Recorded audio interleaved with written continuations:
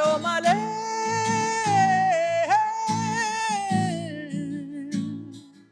ആരോമലേ.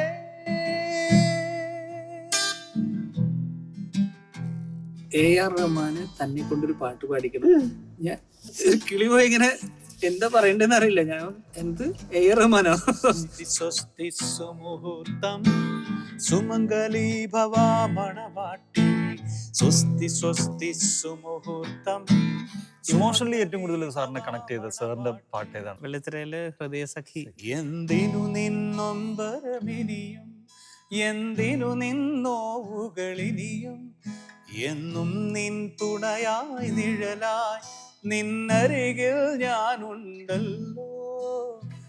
Sir പാട്ട് കേട്ടിട്ട് പറഞ്ഞു ഇതെന്താ സംഭവം? അല്ല പാട്ട് ഹരിജി പാടിയതോ? ഇതൊന്നല്ല, ഞാൻ കൺഫേം ചെയ്ത പാട്ട് ഇതൊന്നല്ല. അതെവിടെ? പുള്ളിയെ കൊണ്ട് എങ്ങനെ വീണ്ടും പാടിപ്പിക്കുന്നു? വല്ലാത്തൊരു കണ്ടീഷനായി പോയി. കന്നോടു തരിയൊഴും മണ്ണുതിരും മണമോ പെണ്ണിനു വിയർപ്പാലേ മധുമണമോ. ജലോത്സവത്തിലാണെങ്കിൽ സാറിന് വളരെ നിർബന്ധമായിരുന്നു നമുക്ക് പക്ക നമ്മുടെ നാടിന്റെ ഒരു സംഭവം വേണം. സിബി സാറിനെ പോലുള്ള ഒരു ഡയറക്ടർ വന്നുകൊണ്ടാണ് നമുക്ക് അങ്ങനെ ഒരു പാട്ട് ചെയ്യാൻ പറ്റിയത്. വഞ്ചിയിൽ അവരിങ്ങനെ ഒരു സാധനം കുത്തുമല്ലോ, ആ കുത്തിലാണല്ലോ ഇവരിങ്ങനെ തുഴയുന്നത്. അപ്പൊ ആ കുത്തല് ഇതിനനുസരിച്ച് കിട്ടുന്ന രീതിയിൽ അങ്ങനെ ഒരു കോഴ്സ്. ഈ ഞാൻ വെറുമൊരു നാടൻ പെണ്ണ്, ഈ ഞാൻ നിന്നിലലിഞ്ഞവൾ മാത്രം. 2010 ഇടയിലുള്ള ഒരു ടൈമിൽ നമ്മൾ റാപ്പ് എന്നൊക്കെ നമ്മൾ കേട്ടിട്ടുണ്ട് എന്നുള്ളതല്ലാതെ നമുക്ക് അങ്ങനെ ഫീലില്ല, അനുഭവമില്ല. അപ്പോഴാണ് സാറ് തീപ്പ് വെള്ളം താറാ മക്കടെ കയ്യേറെ ഒരു വാക്ക് അതിൽ ഉപയോഗിച്ചിട്ടുള്ള വോയിസിലൊക്കെ ആണെങ്കിൽ നമ്മളൊരു ഭയങ്കര എന്താ പറയാ, അങ്ങനെ കളിയാക്കിയൊക്കെ പറയുന്ന പോലത്തെ കൈൻഡ് ഓഫ് സിനിമ പാട്ടിലൊന്നും അങ്ങനത്തെ ശബ്ദങ്ങൾ അധികം യൂസ് ചെയ്തിട്ടില്ല. പക്ഷെ അപ്പൊ അന്ന് അതൊരു ട്രെൻഡായിട്ട് വന്നു.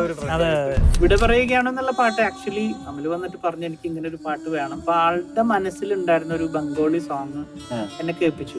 അങ്ങനെ ഇരുന്ന് കുറേ തിരിച്ചു മറിഞ്ഞൊക്കെ പല പല സാധനങ്ങൾ ഇങ്ങനെ ആലോചിച്ചുകൊണ്ടിരിക്കുമ്പോഴാണ് എനിക്ക് ഇങ്ങനെ ഒരു ഗിറ്റാറിന്റെ ഒരു റിഫ് എന്റെ മൈൻഡിലേക്ക് കിട്ടുന്നത്.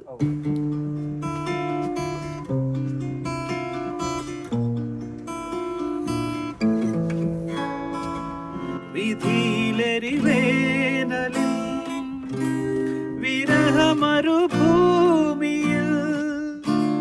ഓർമ്മകളുമായി തനിയേ അലയേ. ഓ butterfly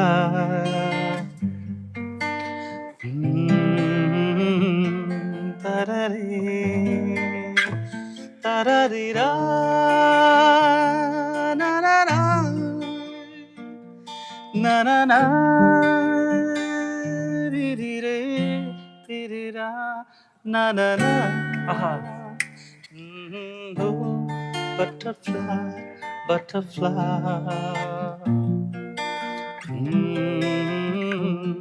tarara tararira rirara. Alphons Joseph എന്ന ഗ്രേറ്റ് മ്യൂസിഷ്യന്റെ മുമ്പിൽ ഞാൻ എത്തിപ്പെട്ടിരിക്കുകയാണ്. ഇത് പാട്ടും പറച്ചിലാണ്, നിങ്ങൾക്ക് അറിയുന്ന പോലെ തന്നെ കുറേ പാട്ടും കുറച്ച് പറച്ചിലും. അതാണ് സാർ ഈ ഒരു സെഷന്റെ പ്രത്യേകത. എനിക്ക് തോന്നുന്നു 2000 തുടക്കകാലത്ത് മലയാള സിനിമയിൽ സൗണ്ടിങ്ങിൽ മാറ്റം വന്നുകൊണ്ടിരിക്കുന്ന സമയത്ത് അതിന് പ്രധാന കാരണക്കാരായ 3-4 പേരിൽ ഒരാൾ ആണ് അൽഫോൺസ് ജോസഫ് എന്ന മ്യൂസീഷ്യൻ. വെള്ളിത്തിര എന്നുള്ള സിനിമ 2003 സാർ റിലീസ് അല്ലേ? ആ ഒരു സമയത്ത് മൊത്തം അതിന്റെ ആ പാട്ടുകളുടെ ഓഡിയോ കാസറ്റൊക്കെ എനിക്ക് ഇപ്പോഴും ഓർമ്മയുണ്ട്. റെഡ് കളറിൽ ഒരു വലിയ പെട്ടിയായിരുന്നു അതിന്റെ മൊത്തം ഡിസൈനൊക്കെ. പച്ചമാങ്ങ എന്നുള്ള പാട്ട്, അതിൻ്റെ അകത്ത് ഓരോ പാട്ടുകളും മലയാളി എണ്ണിപ്പെറുക്കി ഹൃദയത്തിൽ സൂക്ഷിച്ചാണ് അന്ന് നിങ്ങളെ കയറ്റി വെച്ചിട്ടുണ്ടായിരുന്നു. അന്ന് കയറ്റിയതാ. ഇപ്പൊ 23 വർഷങ്ങളായി സാറിന്റെ സിനിമ ജീവിതം അല്ലെ? പ്രൊഫഷണൽ മ്യൂസീഷ്യൻ എന്ന നിലയ്ക്ക് അതിനിടയിൽ സാക്ഷാൽ ശ്രീ AR റഹ്മാന്റെ മ്യൂസിക് കമ്പോസിഷനിൽ പാട്ടുപാടി, അദ്ദേഹത്തിന്റെ മരുവന്റെ മ്യൂസിക് കമ്പോസിഷനിൽ പാട്ടുപാടി, വോക്കലിസ്റ്റ് ആയിട്ടും ഇപ്പോൾ സൗത്ത് ഇന്ത്യയിൽ അറിയപ്പെടുന്ന ഒരു സമയമാണ്. എന്താണ് സാർ, ഹാപ്പി അല്ലേ? സന്തോഷമായിട്ടിരിക്കുന്നു. സംഗീതം ഉള്ളപ്പോ പിന്നെ വേറെ സങ്കടത്തിന്റെ ആവശ്യമില്ല. വെള്ളിത്തിര എന്ന് പറഞ്ഞ സിനിമ സംഭവിക്കുന്നത് ഭദ്രൻ സാറിന്റെ ക്ഷണമാണ്. ഭദ്രൻ സാറൻ ആണ് ഇൻവൈറ്റ് ചെയ്തത്. പക്ഷെ അതിന് പുറകില് കാരണമായിട്ടുള്ള ഒരാളും കൂടി ഉണ്ട്. അതായത് ലിയോ തദൂസ് എന്ന് പറഞ്ഞ അദ്ദേഹത്തിന്റെ അസോസിയേറ്റ് ഡയറക്ടർ ആയിരുന്നു. അപ്പം ഞങ്ങൾ കുറേ വർഷങ്ങളായിട്ടുള്ള ഒരുമിച്ചുള്ള ഒരു ചങ്ങാത്തമാണ്. ഇപ്പം എറണാകുളത്ത് ഞാൻ ആദ്യമായിട്ട് വരുന്ന സമയത്ത് ഞാൻ, ലിയോ, ജോസഫ് നെല്ലിക്കൻ, ഞങ്ങളെല്ലാവരും കൂടി ഒരുമിച്ച് ഇവിടെ താമസിച്ചുകൊണ്ടിരുന്ന കളമശ്ശേരിയിൽ ആർട്ട് ഡയറക്ടർ. അപ്പം അന്ന് പക്ഷേ സിനിമയിലേക്കൊന്നും, അന്ന് ജോസഫ് ഈ ആഡ് ഫിലിംസിനൊക്കെ അതെ ബിഗ് ബിഡ് ആൾ തന്നെ. അപ്പം ഞങ്ങൾ ഒരുമിച്ചുണ്ടായിരുന്ന സമയത്ത് പുള്ളിക്കാരൻ ഇങ്ങനെ ആഡ് ഫിലിംസിനൊക്കെ ചെയ്യാൻ വേണ്ടി പോവായിരുന്നു. ഇപ്പം ലിയോ ആണെങ്കിലും ചില ചാനൽ പരിപാടികൾ അങ്ങനെയൊക്കെ ആയിട്ട് ഒരു രാഗ ക്ലാസിക്സ് എന്ന് പറഞ്ഞിട്ടൊരു സ്ഥാപനമൊക്കെ ഉണ്ടായിരുന്നു അവർക്ക്. ചില ഇങ്ങനത്തെ ആഡ്സ് ഇങ്ങനെ ഇതൊക്കെ ചെയ്യാൻ വേണ്ടിയിട്ടുള്ള. അപ്പം ഞാൻ അവരുടെ കൂടെ താമസിക്കണമെന്നുള്ളതേ ഉള്ളൂ. പിന്നെ മ്യൂസിക് ഒക്കെ ചെയ്യും, ഇവരുടെ ഇതൊക്കെ വരുന്ന സമയത്ത് ജിംഗിൾസ് ഒക്കെ ചെയ്യും. അപ്പോൾ ആ ഒരു എന്താ പറയുക, ഒരു ബന്ധം ഉണ്ടായിരുന്നു ഞങ്ങൾ തമ്മിൽ. അപ്പോൾ ഞങ്ങളിങ്ങനെ എപ്പോഴും സിനിമയെക്കുറിച്ച് ഭയങ്കര പാഷനേറ്റ് ആയിരുന്നു ആ സമയത്തൊക്കെ. അപ്പോൾ ലിയോ ഇങ്ങനെ ഫ്യൂച്ചറിൽ സിനിമ ചെയ്യണം എന്നൊക്കെ പലതും പറയുന്നുണ്ട്. പക്ഷെ ഇതൊക്കെ നടക്കുന്ന സംഭവമാണൊന്നും നമ്മൾ ചിന്തിച്ചിട്ടില്ല. അപ്പോൾ ഇത് കഴിഞ്ഞിട്ട് ഞാൻ ദുബായിലേക്ക് പോയി. എനിക്കൊരു ജോബ് ഓപ്പർച്യൂണിറ്റി ആയിട്ട് ഞാൻ ദുബായി പോയി. അപ്പോൾ അവിടെ വർക്ക് ചെയ്തുകൊണ്ടിരുന്ന സമയത്താണ് ലിയോ ഭദ്രൻ സാറിൻ്റെ പടം അസോസിയേറ്റ് ആയിട്ട് നിൽക്കുന്നു. ഒരു ലാലേട്ടൻ്റെ ഒരു പ്രൊജക്റ്റ് എന്തൊക്കെയോ കാരണങ്ങൾ കൊണ്ട് അത് തൽക്കാലം നിർത്തി.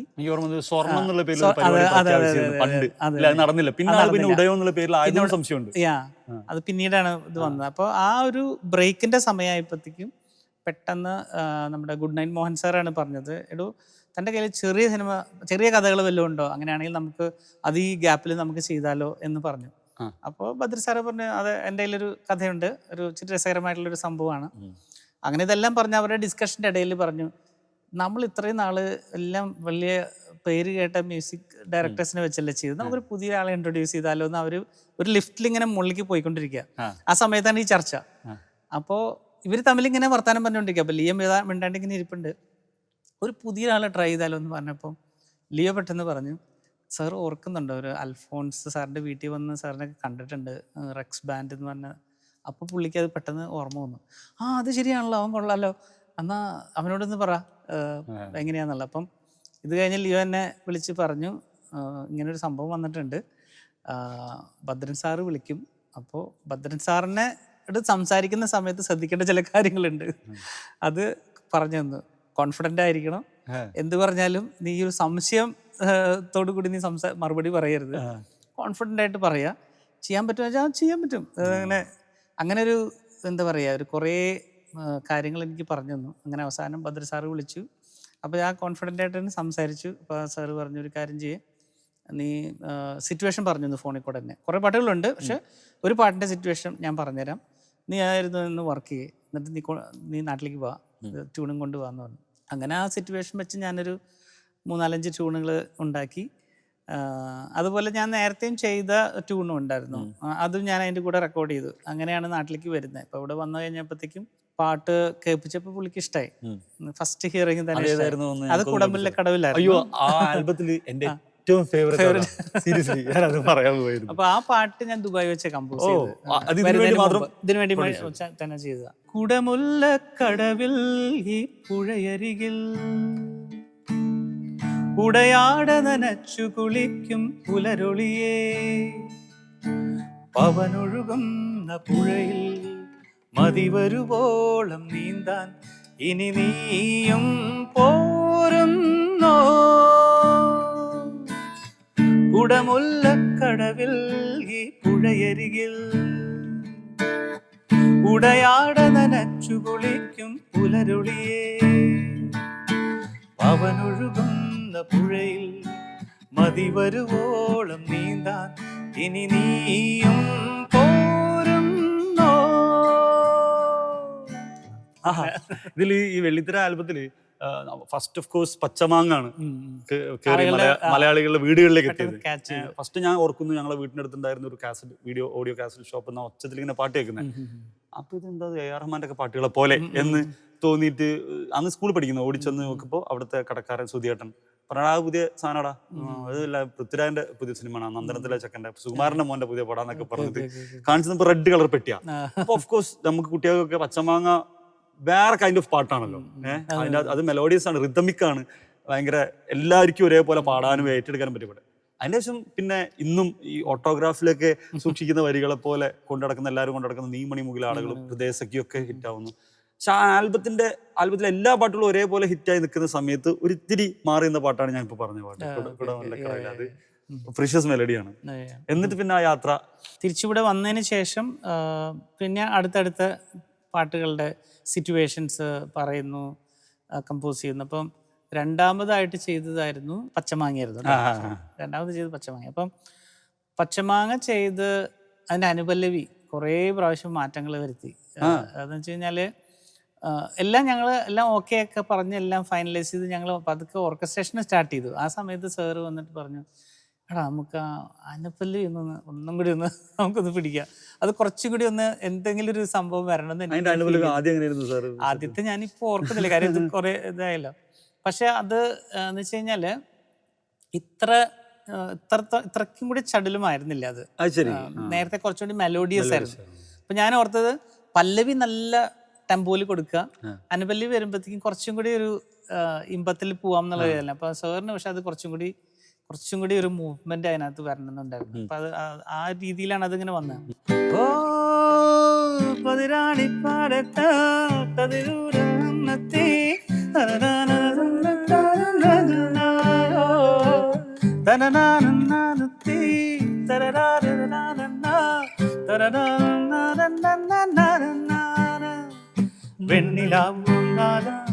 അപ്പൊ ഇത് ആക്ച്വലി കമ്പോസ് ചെയ്യുന്ന ഒരു സമയം എന്ന് പറഞ്ഞു കഴിഞ്ഞാൽ രസകരമായിട്ടുള്ളൊരു അവസ്ഥയാണ്. വെച്ചാൽ രാവിലെ ഞങ്ങൾ നടക്കാൻ പോകും. ഞങ്ങളെല്ലാവരും ഒരുമിച്ചാണല്ലോ താമസിക്കുന്നത്. ഇവിടെ റിവേറ സ്യൂട്ട്സ് എന്ന് പറഞ്ഞിട്ട് തേവരയിലുള്ള സ്ഥലത്താണ്. അപ്പൊ രാവിലെ നടക്കാൻ പോകും. അപ്പൊ ഭദ്ര സാറിന്റെ ഒരു നടപ്പെന്ന് പറഞ്ഞു കഴിഞ്ഞാൽ രക്ഷയില്ല, നമുക്ക് കൂടെ നടക്കാൻ പറ്റില്ല, ഭയങ്കര ഫാസ്റ്റായിട്ടാണ് പുള്ളി പോവുക. അപ്പൊ അങ്ങനെ നടന്നു പോകുന്ന സമയത്ത് ഞങ്ങൾ പല കാര്യങ്ങളും ഡിസ്കസ് ചെയ്യാറുണ്ട്. ഒരുവിധം സിനിമയല്ലാതെ തന്നെ പല കാര്യങ്ങളും ഞങ്ങൾ ആ ഡിസ്കഷനിൽ വരാറുണ്ട്, ഇൻക്ലൂഡിങ് സ്പിരിച്വാലിറ്റി. ഇങ്ങനെ ഒരു ഭയങ്കര ഒരു ഇതാണ്.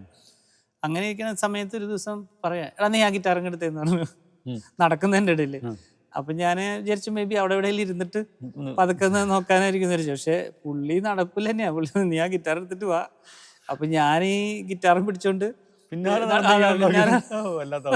അങ്ങനെ കുറെ നീ ഒന്ന് പഠിക്കേ, അപ്പോൾ ഒന്നും കൂടി നീ അതിനകത്ത് ഈ ഭാഗം ഒന്ന് ചേഞ്ച് ചെയ്തേക്ക്. അങ്ങനെ ആ നടപ്പില് സെറ്റ് ചെയ്തതാണ് ഈ ഒരു ഭാഗം. പിന്നെ അത് കഴിഞ്ഞിട്ടാണ് നീ മണിമുകിലിന്റെ ഒരു ഇത് വന്നത്. അപ്പം ഇങ്ങനെ ഒരു ലവ് സോങ് ഇച്ചിരി ഡിഫറെൻ്റ് ആയിട്ട് വേണം ഒരു. അപ്പം അതിനകത്ത് ഞാൻ കുറേയും കൂടി ഒരു progression based, code progression based ആയിട്ടാണ് അത് അന്ന് പോയത്. അപ്പം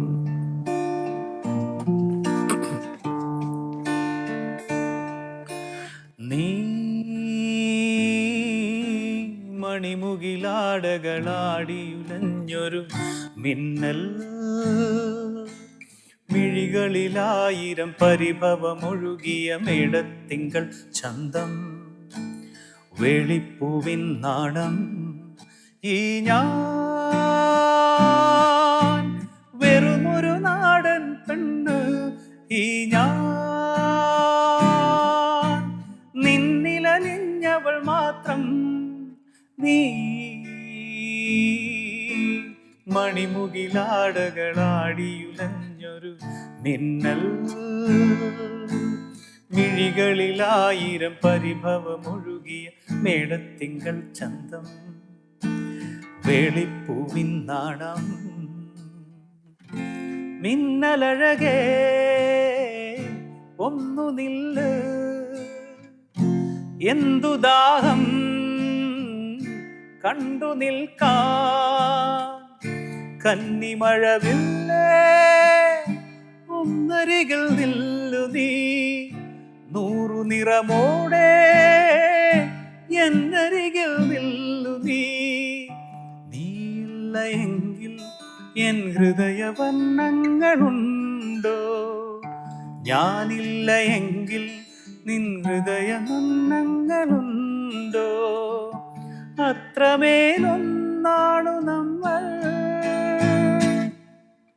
നീ, മണിമുകിലാടകളാടിയുലഞ്ഞൊരു മിന്നൽ, മിഴികളിലായിരം പരിഭവമൊഴുകിയ മേടത്തിങ്കൾ ചന്തം, വെളിപ്പൂവിൻ നാണം. ഇജാതിരി മെലഡിക്ക് ഉണ്ടായി കഴിഞ്ഞപ്പോ സാറിന് മതി, സാറ്റിസ്ഫാക്ഷൻ ഹൈയിലെത്തി, ഇനി പോവാനൊക്കെ തോന്നിയിട്ടുണ്ടായിരുന്നു? ഇനി എന്ത് ചെയ്യാൻ അപ്പുറത്തേക്ക് തോന്നിയിട്ടുണ്ടോ? എനിക്കൊന്ന് ഈ ഈ പാട്ടിലൊക്കെ എനിക്ക് രാജാ സാറിൻ്റെ ഒക്കെ ഒരു എന്താ പറയുക സ്റ്റൈൽ ഓഫ് കോമ്പോസിഷൻ്റെ ഇതുകളൊക്കെ എന്നെ ഇൻഫ്ലുവൻസ് ചെയ്തിട്ടുണ്ടെന്ന് എനിക്ക് തോന്നുന്നു. പക്ഷെ എല്ലാത്തിൽ നിന്ന് മാറി നിൽക്കുന്നതായിട്ട് ട്യൂണിലല്ല, ഞാൻ പറഞ്ഞ ഒരു കൈൻഡ് ഓഫ് പ്രസന്റേഷനിൽ മെലഡിയുടെ പ്രസന്റേഷൻ കൈൻഡ് ഓഫ് തിങ്. ഈ ഒരു പരിപാടിയിൽ ആദ്യത്തെ പരിപാടി തന്നെ ശങ്കർ മഹാദേവൻ പാടുന്നു, ഹരിഹരൻ പാടുന്നു, ഒപ്പം നമ്മുടെ ഭാവഗായകൻ പി ജയേന്ദ്രൻ പാടുന്നു. അങ്ങനെ വലിയൊരു നിരനെ ഇങ്ങനെ ആദ്യത്തെ ഒരു മ്യൂസിക് ഡയറക്ടർക്ക് 20-ന്റെ 30-ന്റെ ഇടയിൽ പ്രായമുള്ള ഒരു പയ്യന് ചെയ്യാൻ പറ്റുന്നത്, തീർച്ചയായിട്ടും സ്വന്തം സൃഷ്ടികൾ അവരെ കൊണ്ട് പഠിപ്പിക്കാൻ പറ്റുന്നത്, ഇത് ബദ്ദൻ സാറിന്റെ ഇടപെടലായിരുന്നു അല്ലെ? സാറ് ആഗ്രഹം പ്രകടിപ്പിച്ചപ്പോൾ സെറ്റ് ചെയ്ത് തന്നതാണ്. എൻ്റെ അടുത്ത് ചോദിച്ചത് എങ്ങനെയാണ് നീ എങ്ങനെയാ അതിനൊരു പിന്നെ വേറൊരു കാര്യം കൂടി ഉണ്ടായിരുന്നു. ഈ പടം ചെയ്യാൻ തുടങ്ങുന്നതിന് മുമ്പ് സാർ എൻ്റെ അടുത്ത് പറഞ്ഞൊരു കാര്യമുണ്ട്. സാർ എൻ്റെ അടുത്ത് പറഞ്ഞതാണ്, എടാ ഇതിനു മുമ്പ് നീ പല ആൽബങ്ങളും നീ ചെയ്തിട്ടുണ്ടാവും, അഡ്വർടൈസ്മെന്റ്സ് ചെയ്തിട്ടുണ്ടാവും, പാട്ടുകൾ ചെയ്തിട്ടുണ്ടാവും, അതൊക്കെ ശരി, എല്ലാം ഞാൻ അംഗീകരിക്കുന്നു. പക്ഷേ now you are going to do a cinema. അപ്പോൾ സിനിമയിൽ നിൻ്റെ ക്യാൻവാസ് എന്ന് പറഞ്ഞു കഴിഞ്ഞാൽ അതിനൊരു അതിർവരമ്പുകളില്ല. Sky is the limit. You think like that. ഇത്രയും നാൾ ചിലപ്പോൾ നീ ഒരു പാട്ട് ചെയ്യുന്നതിന് മുമ്പ് ഓക്കെ എത്ര ബഡ്ജറ്റ് ഉണ്ട്, ഓക്കെ അപ്പം എനിക്ക് ഇതൊക്കെ ചെയ്യാം, അങ്ങനെയൊക്കെ ഒരു ഇത് വെച്ചിട്ടായിരിക്കും നീ മിനിമൽ സാധനം വെച്ചിട്ടായിരിക്കും നീ നിൻ്റെ ചിന്തകളെ തന്നെ ഇത് ചെയ്യുന്നത്. ഇവിടെ നീ അങ്ങനെ ലിമിറ്റേഷൻസ് വെക്കരുത്. സ്കൈ ഈസ് ദ ലിമിറ്റ്, അങ്ങനെ ചിന്തിക്കാൻ പറഞ്ഞു. അപ്പോൾ അത് എനിക്ക് ഭയങ്കര ഒരു കാഴ്ചപ്പാട് തന്നു. കാരണം വെച്ച് കഴിഞ്ഞാൽ സാറ് പറഞ്ഞു വളരെ കറക്റ്റായിരുന്നു. നമ്മളെപ്പോഴും അങ്ങനത്തെ ഒരു ലിമിറ്റേഷനിൽ നിന്നാണ് കമ്പോസ് ചെയ്തുകൊണ്ടിരുന്നത്. പക്ഷെ ഇവിടെ നമ്മൾ ചിന്തിക്കുന്ന എനിക്ക് ഏത് സിംഗറെ കിട്ടണം ആലോചിച്ച് ഞാൻ അപ്പം തന്നെ അങ്ങ് ഫിക്സ് ചെയ്യുക, ഓക്കെ ഇന്ന ആളെ കൊണ്ട് പാടിച്ചാൽ ഇത് നന്നായിരിക്കും. പക്ഷേ അത് ശങ്കർ മഹാദേവനും ആണെങ്കിലും ഹരിജി ആണെങ്കിലും ഞാൻ മനസ്സിൽ ആഗ്രഹിച്ചു എന്നുണ്ടെങ്കിലും ഇത് അങ്ങോട്ടേക്ക് എത്തുമോ എന്നുള്ളതിനെ കുറിച്ച് എനിക്ക് ഉറപ്പുണ്ടായിരുന്നില്ല. പക്ഷേ അതിൽ ശരിക്കും പറഞ്ഞാൽ ഞാൻ ഒത്തിരി നന്ദി പറയുന്നത് മോഹൻ സാറിനെയാണ്, ഗുഡ് നൈറ്റ് മോഹൻ സാർ, എൻ്റെ പ്രൊഡ്യൂസർ. കാര്യം ഞാനിത് ഡയറക്ടറോട് പറഞ്ഞു, ആൾ എൻ്റെ അടുത്ത് ചോദിച്ചു ഈ പാട്ട് നീ ആര് പാടണമെന്ന് ആഗ്രഹിക്കുന്നത്. അപ്പോൾ പച്ചമാങ്ങ നമ്മളെ ശങ്കർ മാധവൻ്റെ കാര്യം പറഞ്ഞു, ഹൃദയസഖി ഹരിജിയുടെ കാര്യം പറഞ്ഞപ്പം ഞാനപ്പോൾ തന്നെ പെട്ടെന്ന് ഞാൻ പറഞ്ഞു, അല്ല ഹരിജിയുടെ പേര് പറഞ്ഞു നമുക്ക് വേറെ ആരെങ്കിലും കൊണ്ട് വേണമെങ്കിൽ പാടിക്കാം. അപ്പോൾ മോഹൻ സാറാണ് കയറി പറഞ്ഞത്, ഇല്ലടാ നീ ഹരിജിയെ കൊണ്ട് പാടിക്കണം എന്ന് ചോദിച്ചപ്പോൾ ഹരിജിയെ കൊണ്ട് തന്നെ നമ്മൾ പാടിക്കും, അതിനകത്ത് യാതൊരു ഡൗട്ടും വിചാരിക്കണ്ട എന്ന് പറഞ്ഞു. പിന്നെ അദ്ദേഹത്തിന് ഹരിജിയെ അറിയാമായിരുന്നു പേഴ്സണലി, അപ്പോൾ തന്നെ വിളിച്ച് പറഞ്ഞു. അപ്പോൾ അങ്ങനെ പിന്നെ ഞാൻ ഓർക്കസ്ട്രേഷൻ്റെ കാര്യത്തിൽ എനിക്കൊരു നിർബന്ധം ഉണ്ടായിരുന്നു എൻ്റെ മനസ്സിൽ. അതായത് ഞാൻ റഹ്മാൻ സാറിന് വേണ്ടി വായിക്കുന്ന പ്ലേ ചെയ്യുന്ന ആർട്ടിസ്റ്റുകളുണ്ടല്ലോ അവരെ എനിക്ക് എൻ്റെ പാട്ടുകൾക്ക് വേണ്ടി യൂസ് ചെയ്യണമെന്ന് ഭയങ്കര ആഗ്രഹം ഉണ്ടായിരുന്നു. അപ്പോൾ ഞാൻ അത് ഫ്ലൂട്ട് നവീൻ, പിന്നെ വീണ, ദേവി, പിന്നെ അതുപോലെ അങ്ങനെ ഓരോ ആർട്ടിസ്റ്റുകളും അതായത് വെച്ചാൽ അവരെല്ലാവർക്കും വേണ്ടി പ്ലേ ചെയ്യുന്നതാണ്. നമുക്ക് ഞാൻ പലരും പറഞ്ഞിട്ടുണ്ടാവും സാറിനോട് ഈ പറഞ്ഞ ഈ ഓഡിയോ പ്രൊഡക്ഷൻ അതിന്റെ സൗണ്ടിങ്ങിലെ വ്യത്യസ്തത ഉണ്ടല്ലോ, അതിലെ റിച്ച്നെസ്, അതിന് വേണ്ടിയിട്ട് പൊതുവെ മിക്സ് ചെയ്യുന്ന ആളായിരിക്കും. ഞാനത് ആദ്യം തന്നെ ഫസ്റ്റ് തന്നെ തുടങ്ങുന്നതിന് മുമ്പ് ഞാൻ പറഞ്ഞു എനിക്ക് ഇത് ബോംബെയിൽ മിക്സ് ചെയ്യണം. ബൽറാമും ഹരീന്ദ്രൻ രണ്ടുപേര്, സിംഗർ ബൽറാമോ അല്ലല്ല സൗണ്ട് എഞ്ചിനീയർ. അപ്പൊ പുള്ളി സുഭാഷ് ഗായുടെ ODS എന്ന് പറഞ്ഞ സ്റ്റുഡിയോ ഉണ്ട് മുംബൈയില്. അപ്പം അവിടെ വെച്ചാണ് നമ്മൾ മിക്സ് ചെയ്യുന്നത്. അപ്പൊ ഞാൻ ആദ്യം തന്നെ അതിന്റെ കാര്യം ഞാൻ ആദ്യം തന്നെ പറഞ്ഞിരുന്നു, എനിക്ക് ബോംബെയിൽ മിക്സ് ചെയ്യണം. ജലോത്സവത്തിലേക്ക് വരികയാണെങ്കിലേ എല്ലാ മലയാളിയും പറയുന്ന ഒരു കാര്യമുണ്ട്, അത് ഒരു സിനിമാ പാട്ടായിട്ട് നമ്മൾ വിശ്വസിക്കുന്നില്ല, നമ്മൾ ദേശീയ ഗാനം പോലെ, നമ്മുടെ സംസ്ഥാനത്തിന്റെ ഔദ്യോഗിക ഗാനം പോലെ കണക്കാക്കപ്പെടുന്ന ഒരു പാട്ടാണ്. അതുപോലെ നമുക്ക് അതിന് മുമ്പും പാട്ടുകൾ ഉണ്ടായിട്ടുണ്ട്. ഇപ്പോൾ ഈവൻ ഭാസ്കർ മാസ്റ്റർ എഴുതിയിട്ട് A. റഹ്മാൻ കമ്പോസ് ചെയ്ത കേരളത്തിൻ്റെ ഒരു തീം സോങ് ഉണ്ട്. പിന്നെ അതല്ലാതെ മോഹൻ സിത്താര സാർ കമ്പോസ് ചെയ്ത കേരള പാട്ടുണ്ട്. പണ്ടും രാഘവ് മാസ്റ്ററുടെ പാട്ടുകളൊക്കെ ഉണ്ട്, കേരളത്തിൻ്റെ പാട്ടുകളെന്ന് ഫീൽ ചെയ്യിപ്പിക്കുന്നത്. പക്ഷേ ഈ ഒരു പാട്ടിന് ശേഷം 2000 ആണ്ട് തുടങ്ങിയതിന് ശേഷം തുടക്കത്തിൽ തന്നെയാണ് ഈ പടം വരുന്നത്. ഇപ്പം ഈ പുതിയ ജനറേഷൻ്റെ ഒക്കെ മനസ്സിൽ കേരളപ്പിറവി ദിനത്തിൽ ഏത് പാട്ട് പ്ലേ ചെയ്യും, ഇൻസ്റ്റയിൽ റീൽ ഇടുമ്പോൾ ഇത് വേറെ ഏതോ ഓപ്ഷൻ ഇല്ല, ആ അവസ്ഥയിലേക്ക് നമ്മൾ എത്തിയിട്ടുണ്ട്. ആ പാട്ടിലേക്ക് വരുമ്പോൾ B.R. പ്രസാദിന്റെ ലിറിക്സ് ആയിരുന്നല്ലോ. അയ്യോ അതൊരു ഭയങ്കര അനുഭവമായിരുന്നു. പ്രസാദിന്റെ കൂടെയുള്ള ഒരു ഇത് എന്നുവെച്ചാല് ഒന്ന് വളരെ സിമ്പിൾ മനുഷ്യനാണല്ലോ, പിന്നെന്ന് വെച്ചാല് അദ്ദേഹമായിട്ട് സംസാരിച്ച് തുടങ്ങുമ്പോഴാണ് അദ്ദേഹത്തിന്റെ ഒരു അറിവും ഒരു ജ്ഞാനം, അത് എഴുത്തിൽ മാത്രമല്ല മ്യൂസിക്കിനെ കുറിച്ചുള്ള അദ്ദേഹത്തിന്റെ ഒരു ജ്ഞാനം മനസ്സിലാവുന്നത്. കർണാട്ടിക് മ്യൂസിക് ഒരു ഇത്, അതിൻ്റെ അപ്പുറത്ത് കഥകളി സംഗീതം, അതുപോലെ തന്നെ അങ്ങനെ സംഗീതത്തിൻ്റെ പല മേഖലകളിലുള്ള ഈ തനിയെ കിട്ടുന്ന സമയത്ത് ഇങ്ങനത്തെ കാര്യങ്ങളാണ് സംസാരിക്കുന്നത്. അപ്പോൾ ഭയങ്കര സങ്കടം തോന്നുന്നത് വെച്ച് കഴിഞ്ഞാൽ അദ്ദേഹം മരിക്കുന്നതിന് മുമ്പ് അദ്ദേഹം ഒരു നല്ലൊരു സ്ക്രിപ്റ്റ് അദ്ദേഹം എഴുതി തുടങ്ങിയായിരുന്നു. ഒരു ഭയങ്കര സ്ട്രോങ് ഒരു സബ്ജക്റ്റാണ്, ഒരു പഴയ കാലഘട്ടത്തിലുള്ളൊരു സംഭവമാണ്. സംഗീതത്തിന് വളരെ പ്രാധാന്യമുള്ള. അപ്പോൾ എൻ്റെ അടുത്തൊക്കെ പറഞ്ഞിട്ടുണ്ട്, എടാ നമുക്കൊന്നും ഇരിക്കണം കേൾക്കണം എന്നൊക്കെ പറഞ്ഞിട്ട്. പക്ഷെ അത് അതിന് മുമ്പ് അദ്ദേഹത്തിന് പോകേണ്ടതായിട്ട് വന്നു. അപ്പോൾ ഈ പാട്ട് എഴുതാൻ വന്ന സമയത്ത് ഈ പറഞ്ഞ പോലെ ട്യൂണൊക്കെ ഇട്ട് കഴിഞ്ഞ് ട്യൂണൊക്കെ കേട്ടു. പക്ഷെ എഴുതി വന്നു കഴിഞ്ഞപ്പോഴത്തേനുള്ള ഒരു പ്രത്യേകത എന്ന് വെച്ച് കഴിഞ്ഞാൽ ഇത് വരി എഴുതി കമ്പോസ് ചെയ്ത പോലെ പലർക്കും അങ്ങനെ ഫീൽ എന്നുവെച്ചാൽ നമുക്ക് എന്തൊക്കെ പറഞ്ഞാലും ട്യൂൺ ഇട്ടിട്ട് എഴുതുന്നതിൻ്റെ അവർക്ക് റെസ്ട്രിക്ഷൻ ഉണ്ടല്ലോ.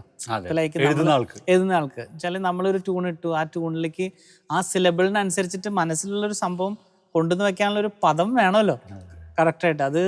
അതിൻ്റെ ഒരു സ്കേഴ്സിറ്റി നമുക്ക് പലപ്പോഴും തോന്നാറുണ്ട്. അതായത് വെച്ചാൽ തമിഴിലൊക്കെ ആണെങ്കിൽ ഇഷ്ടംപോലെ വാക്കുകൾ നമുക്ക് കിട്ടും, രണ്ട് അക്ഷരങ്ങളുടെ 3 അക്ഷരങ്ങളുടെ ഒക്കെ നമുക്ക് ഇഷ്ടംപോലെ കിട്ടും. പക്ഷെ മലയാളത്തിൽ അങ്ങനെ ചെറിയ ചെറിയ വാക്കുകൾ അങ്ങനത്തെ നമ്മളുടെ സിലബിളിനനുസരിച്ചിട്ടുള്ള സംഭവം പലപ്പോഴും നല്ല കവികളുണ്ട് എങ്കിൽ പോലും ഞാൻ പറഞ്ഞ നമുക്ക് ആ ഒരു ഒഴുക്ക് ചിലപ്പോൾ ട്യൂണിന്റെ ഒഴുക്ക് ചിലപ്പോൾ നമുക്ക് ഫീൽ ചെയ്യില്ല ചിലപ്പോൾ ചില വരികൾ വരുമ്പോൾ.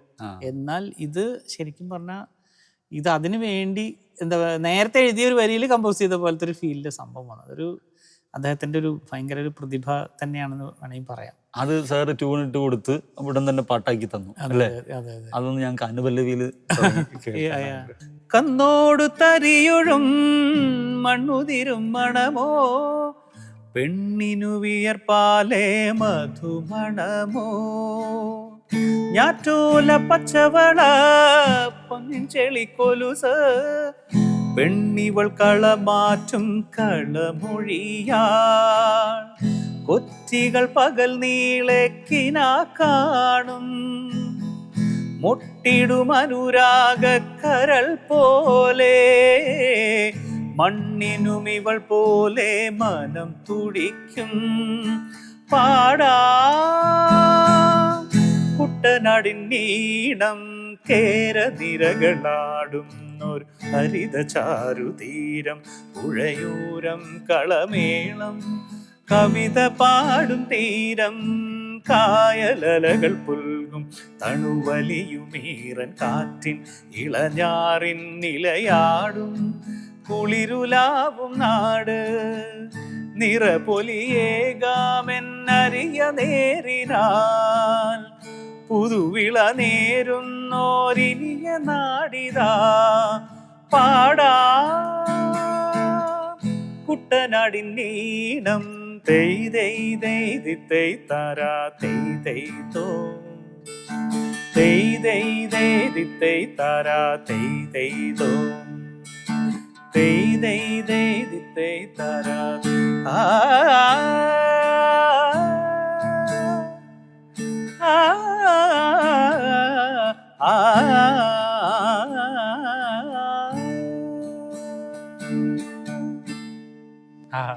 ഇനിയിപ്പോ കേരളത്തിനെ അങ്ങനെ മൊത്തത്തിൽ ഒരുപോലെ ആഘോഷിപ്പിക്കുന്ന അല്ലെങ്കിൽ കേരളത്തിന് മൊത്തത്തിൽ ഇങ്ങനെ എഴുന്നേറ്റ് നിർത്തിപ്പിക്കുന്ന ഒരു പാട്ട് ഇതുപോലത്തെ ഒരു തീമിൽ ചെയ്യാൻ പറഞ്ഞാൽ സാറ് അത് അറ്റൻഡ് ചെയ്യുമോ? തീർച്ചയായിട്ടും അതൊരു ചലഞ്ചല്ലേ നമുക്ക്. സാറ് ചെയ്ത കമ്പോസിഷനെ തന്നെ മറികടക്കാൻ ഒരു സാധനം ചെയ്യാൻ തീർച്ചയായിട്ടും മടിയൊന്നുമില്ല. അല്ല, അത് നമുക്കൊരു ഓപ്പർച്യൂണിറ്റി അല്ലേ ഇതൊക്കെ എന്ന് പറഞ്ഞാൽ. നമുക്ക് വീണ് കിട്ടുന്ന ചിലതുകളാണ്. അപ്പൊ ലൈക്ക് ഇപ്പോൾ ആ ഒരു സമയത്ത് സിബി സാറിനെ പോലുള്ള ഒരു ഡയറക്ടർ വന്നുകൊണ്ടാണ് നമുക്ക് അങ്ങനെ ഒരു പാട്ട് ചെയ്യാൻ പറ്റിയത്. അപ്പോൾ അതേസമയം മഞ്ഞുപോലെ പെൺകുട്ടി എന്നുള്ള സിനിമയിൽ അവർക്കൊരു വെസ്റ്റേൺ ഇതായിരുന്നു വേണ്ടിയിരുന്നത്, വെസ്റ്റേൺ ട്രീറ്റ്മെന്റ് ആയിരുന്നു വേണ്ടിയത്. വെള്ളിത്തിരയിൽ പറഞ്ഞാൽ ഇതിന്റെ എല്ലാത്തിന്റെ ഒരു മിക്സ്, ഒരു തമിഴ് ഫ്ലേവർ, അങ്ങനെ എല്ലാം കൂടെ കൂടിയാണ്. അപ്പോൾ ഓരോ സിനിമയിലും അതിൻ്റെതായ ഒരു ഡിഫറെന്റ് എന്താ പറയുക ബാക്ക്ഗ്രൗണ്ട് ഉണ്ടായിരുന്നു. അപ്പൊ അത് കാരണം കൊണ്ട് നമുക്ക് അങ്ങനത്തെ വ്യത്യസ്തമായത് നമുക്ക് ഉപയോഗിക്കാൻ പറ്റും. അപ്പോൾ ജലോത്സവത്തിലാണെങ്കിൽ സാറിന് വളരെ നിർബന്ധമായിരുന്നു നമുക്ക് പക്ക നമ്മുടെ നാടിന്റെ ഒരു സംഭവം വേണം, ഓരോ മൊമെന്റിലും.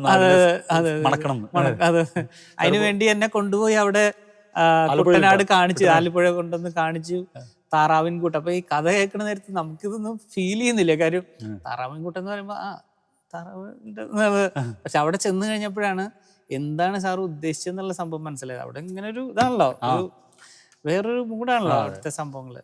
അപ്പോൾ പിന്നെ അതുപോലെ തന്നെ ഈ വഞ്ചിപ്പാട്ട് പാടുന്ന ആൾക്കാരുടെ അവരെ വിളിച്ചു കൂട്ടി അവരുടെ കൂടെ കുറച്ച് സമയം ചെലവഴിച്ചു, അവരെ കൊണ്ട് പാടിച്ചു.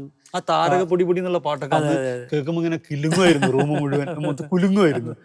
അതെങ്ങനെ അത് മൊത്തം ടീംസിനെ കൊണ്ടുവന്ന് ലൈവായിട്ട് അത് ആക്ച്വലി അവരല്ല പാടിയതൊക്കെ നമ്മൾ ആൾക്കാരെ കൊണ്ട് പാടിച്ചതാണ്. പക്ഷെ ആ എനർജി എനിക്ക് കിട്ടിയത് അവിടെ ചെന്ന് അവര് പാടുന്ന കണ്ടപ്പോഴാണ്. അതിന്റെ പ്രൊഡക്ഷൻ ഒരുപാട് വ്യത്യസ്തമായിരുന്നു. അത് ഞാൻ അവര് ആ പാടുന്ന കേട്ടിട്ടാണ്. അതായത് ഇറത്തവും തരികിടതവും തക്കിടകിടതൊക്കെ താരക പൊടി പൊടി. അപ്പൊ ഞാനത് അതെന്തായാലും എടുക്കാം. നല്ല റിതമിക് ആയിട്ടായിരുന്നു അത് വർക്ക്. പിന്നെ വെച്ചാൽ അവർക്ക് അറിയില്ല, ഈ വഞ്ചിയിൽ അവരിങ്ങനെ ഒരു സാധനം കുത്തും, ആ കുത്തിലാണല്ലോ അവരിങ്ങനെ തുഴയുന്നത്. അപ്പൊ ആ ഒരു അപ്പൊ ആ കുത്തല് ഇതിനനുസരിച്ച് കിട്ടുന്ന രീതിയിൽ അങ്ങനെ ഒരു ഫോഴ്സ്. ഒരു പാട്ട് ഉണ്ടാക്കി കഴിഞ്ഞാണെങ്കിൽ ആ പാട്ട് ഹിറ്റ് ആക്കേണ്ടത് ശരിക്കും ഒരു മ്യൂസിക് ഡയറക്ടറിന്റെ ബാധ്യതയാണോ? അത് ആരാണ് ആളുകളിലേക്ക് ഇത് എത്തിക്കേണ്ടത്? ഇത് അതിന്റെ വെച്ചാല് ഒരു എന്താ പറയാ, കാലഘട്ടം മാറിയപ്പോഴത്തേക്കും ടെക്നോളജിയിൽ വന്ന ചില വ്യത്യാസങ്ങള് ഇതിനെ ബാധിച്ചിട്ടുണ്ട്. എന്ന് വെച്ച് കഴിഞ്ഞാല് മ്യൂസിക് ഡയറക്ടറെ സംബന്ധിച്ചിടത്തോളം പാട്ട് ചെയ്ത് കഴിഞ്ഞ് അത് റിലീസായി കഴിയുമ്പോഴത്തേക്കും ശരിക്കും പറഞ്ഞാൽ നമ്മുടെ ജോലി കഴിഞ്ഞു. പക്ഷെ ഇത് ആളുകളിലേക്ക് എത്തുക എന്നുള്ളത് ഒരു ഭയങ്കര ഇമ്പോർട്ടന്റ് ആയിട്ടുള്ള ഒരു കാര്യം. പണ്ടെന്ന് വെച്ചാൽ നമുക്ക് പാട്ട് കേൾക്കാനായിട്ടുള്ള ഒരേ ഒരു സംവിധാനം എന്ന് പറയുന്നത് റേഡിയോ ഉണ്ടായിരുന്നുള്ളൂ. അപ്പൊ നമ്മൾ ആ റേഡിയോയിൽ പാട്ടുകൾ വരുന്ന സമയം നമ്മളിങ്ങനെ വെയിറ്റ് ചെയ്തിരിക്കും. ആ സമയത്ത് ആ ഒരു പാട്ട് കേൾക്കുമ്പോഴത്തേക്കും നമുക്ക് ഭയങ്കരമായിട്ട് നമ്മൾ അതിനെ ഇഷ്ടപ്പെടുക. പിന്നീട് വന്നു കഴിഞ്ഞപ്പോഴത്തേക്കും TV വന്നു. പാട്ട് കേൾക്കുക എന്നുള്ളത് പാട്ട് കാണുക എന്ന് പറഞ്ഞ ഒരു ആശയത്തിലേക്കായി. അതും ആഴ്ചയിൽ ഒരിക്കൽ ആയിരുന്നു ഉണ്ടായിരുന്നു. അപ്പോഴും നമ്മളിങ്ങനെ വെയിറ്റ് ചെയ്തിരിക്കും. അപ്പൊ വരുന്ന പാട്ട് തീർച്ചയായിട്ടും ആൾക്കാരിലേക്ക് എത്തും. പിന്നെ അത് അങ്ങ് ഒരു എക്സ്പ്ലോറേഷൻ ആയില്ലേ. അത് മൊബൈലില് നമുക്ക് എവിടെയൊക്കെ ഉണ്ട് അവിടെയൊക്കെ പാട്ടുകൾ വരുന്നൊരു അവസ്ഥയിലേക്ക് വന്നു. പിന്നെ കൂടുതൽ പാട്ട് കേൾക്കുക എന്നുള്ളതിനേക്കാളും കാണുക എന്ന് പറഞ്ഞൊരു ആശയത്തിലേക്ക് മാറി. അപ്പൊ നല്ല വിഷ്വല് വന്നു കഴിഞ്ഞു കഴിഞ്ഞാല് പാട്ട് പെട്ടെന്ന് ക്ലിക്ക് ആവുന്ന ഒരു സിറ്റുവേഷൻ വന്നിട്ടുണ്ട്. പിന്നെന്ന് വെച്ചാല് നല്ല മ്യൂസിക്കലി നല്ല റിച്ച് ആയിട്ടുള്ള പാട്ടുകൾ വിഷ്വലൈസേഷൻ മോശമായിട്ട് ശ്രദ്ധിക്കപ്പെടാതെ പോയിട്ടുണ്ട്. ഇങ്ങനെ രണ്ടവസ്ഥകളും ഉണ്ടായിട്ടുണ്ട്. അപ്പം അതൊരു വലിയൊരു ഇമ്പോർട്ടൻറ്റ് ഘടകമാണ്. ഇപ്പൊ നമ്മള് പാട്ട് ചെയ്യുമ്പോഴത്തേക്കും നമ്മളെപ്പോഴും നമ്മൾ ചോദിക്കും, ഈ പാട്ടിന്റെ വിഷ്വലൈസേഷൻ നല്ലതായിട്ട് വരുമല്ലോ അല്ലേ? കാര്യം അത് ഭയങ്കര ഇമ്പോർട്ടന്റ് ആണ് ഇപ്പോഴേ. പിന്നെ കുറച്ചുകൂടി ഈ കാലഘട്ടത്തിൽ പറയുകയാണെങ്കിൽ അങ്ങനത്തെ ഭയങ്കര ആഘോഷത്തിനേക്കാളും സിമ്പിൾ ആയിട്ടുള്ള വിഷ്വലൈസേഷൻ, പക്ഷെ ആളുകൾക്ക് ഇങ്ങനെ ചേർന്ന് ഇത് ഫീൽ ചെയ്യാവുന്ന. അപ്പോ ഇത് ഭയങ്കര ഒരു ഇമ്പോർട്ടന്റ് ഘടകമാണ്. ഇത് ഈ കാലഘട്ടത്തിൽ ഇപ്പൊ നമുക്കറിയാം മൊബൈലില് റീൽസിന്റെ ഒക്കെ കാലഘട്ടമാണല്ലോ. അതെ. അപ്പൊ ചിലപ്പോ പറയാൻ പറ്റില്ല, ഒരു റീൽസില് ചിലപ്പോ ക്ലിക്ക് ആയിട്ട് അങ്ങനെ പാട്ട് കയറി പോകുന്ന. അതെ. അപ്പം അതിനകത്ത് വരുമ്പോഴാണ് നമുക്കൊരു ചോദ്യം ഉള്ളത്, അപ്പം മ്യൂസിക്കൽ ക്വാളിറ്റി ആണോ അതോ നമ്മള് ഇതിന്റെ ഒരു മാർക്കറ്റിംഗ് ടെക്നിക്കാണോ? അപ്പൊ അങ്ങനെയുള്ള കുറെ കാര്യങ്ങളുണ്ട്. പക്ഷെ എങ്കിലും ഞാൻ പറയുകയാണെങ്കിൽ നമ്മൾ നോക്കുമ്പോഴത്തേക്കും മ്യൂസിക്കിന്റെ ഒരു ക്വാളിറ്റി അത് പ്രകടമായിട്ട് അതിന്റെ ഒരു പ്രൊഡക്ഷൻ ക്വാളിറ്റി ആണെങ്കിൽ പോലും ഒക്കെ വ്യത്യാസം വന്നിട്ടുണ്ട്. പിന്നെ അതിന്റെ ഒരു മെലഡി ലൈനിലുള്ള ഒരു വ്യത്യാസം അത് കാലത്തിനനുസരിച്ചിട്ട് വ്യത്യാസങ്ങൾ വന്നിട്ടുണ്ടെങ്കിൽ പോലും quality of music has improved എന്ന് വേണമെങ്കിൽ പറയാം. പണ്ടൊക്കെ യുവജനങ്ങളോട് യൂത്തിനോട് ചോദിക്കുമ്പോഴത്തേക്കും നിങ്ങൾ പാട്ടുകൾ എന്ത് പാട്ട് കേൾക്കാറെന്ന് പറഞ്ഞപ്പോ അവര് പറയാറുണ്ടായിരുന്നു ഹിന്ദി പാട്ടുകളാണ് കേൾക്കുന്നത്. ഇപ്പൊ ഇന്ന് നമ്മൾ നോക്കുമ്പോഴത്തേക്കും മലയാളം പാട്ടുകൾ കേൾക്കാനുള്ള ഒരു ഇൻട്രസ്റ്റ് ആൾക്കാർക്ക് വന്നിട്ടുണ്ട്. അപ്പൊ ആ ഒരു എന്താ പറയാ, നമുക്കൊരു വി ക്യാൻ കമ്പയർ നമ്മുടെ പാട്ടുകളുടെ ക്വാളിറ്റി വിത്ത് നമ്മുടെ പുറത്തുള്ള ഇന്ത്യക്ക് വെളിയിലുള്ള പാട്ടുകളൊക്കെ വെച്ചിട്ട് നമുക്ക് കമ്പയർ ചെയ്യാൻ പറ്റുന്ന രീതിയിലുള്ള ഒരു ക്വാളിറ്റി ഓഫ് പ്രൊഡക്ഷൻ ഇപ്പൊ നമുക്ക് കാണാനായിട്ട് പറ്റും. ബിഗ് ബി എന്ന സിനിമയിലേക്ക് വരുമ്പോൾ ബിഗ് ബി സാറിന്റെ തുടക്കകാലം തന്നെയാണ് 2006, 2007 അപ്പോ ആ സമയത്ത് അതിലെ പാട്ടുകൾ മാത്രമാണ് സാറ് ചെയ്തത്. എന്നാൽ ആ പരിപാടിയോട് കൂടിയാണ് ശ്രേയാ ഘോഷാൽ എന്നിപ്പം മലയാളികൾ വിശ്വസിക്കുന്നത് ബംഗാളിയാണ് മലയാളിയാണ് എന്നാണ് വിശ്വസിക്കുന്നത്. ആ രീതിയിലേക്ക് മലയാളികളെ മാറ്റാൻ പ്രധാന കാരണക്കാരനായത് താങ്കളാണ്.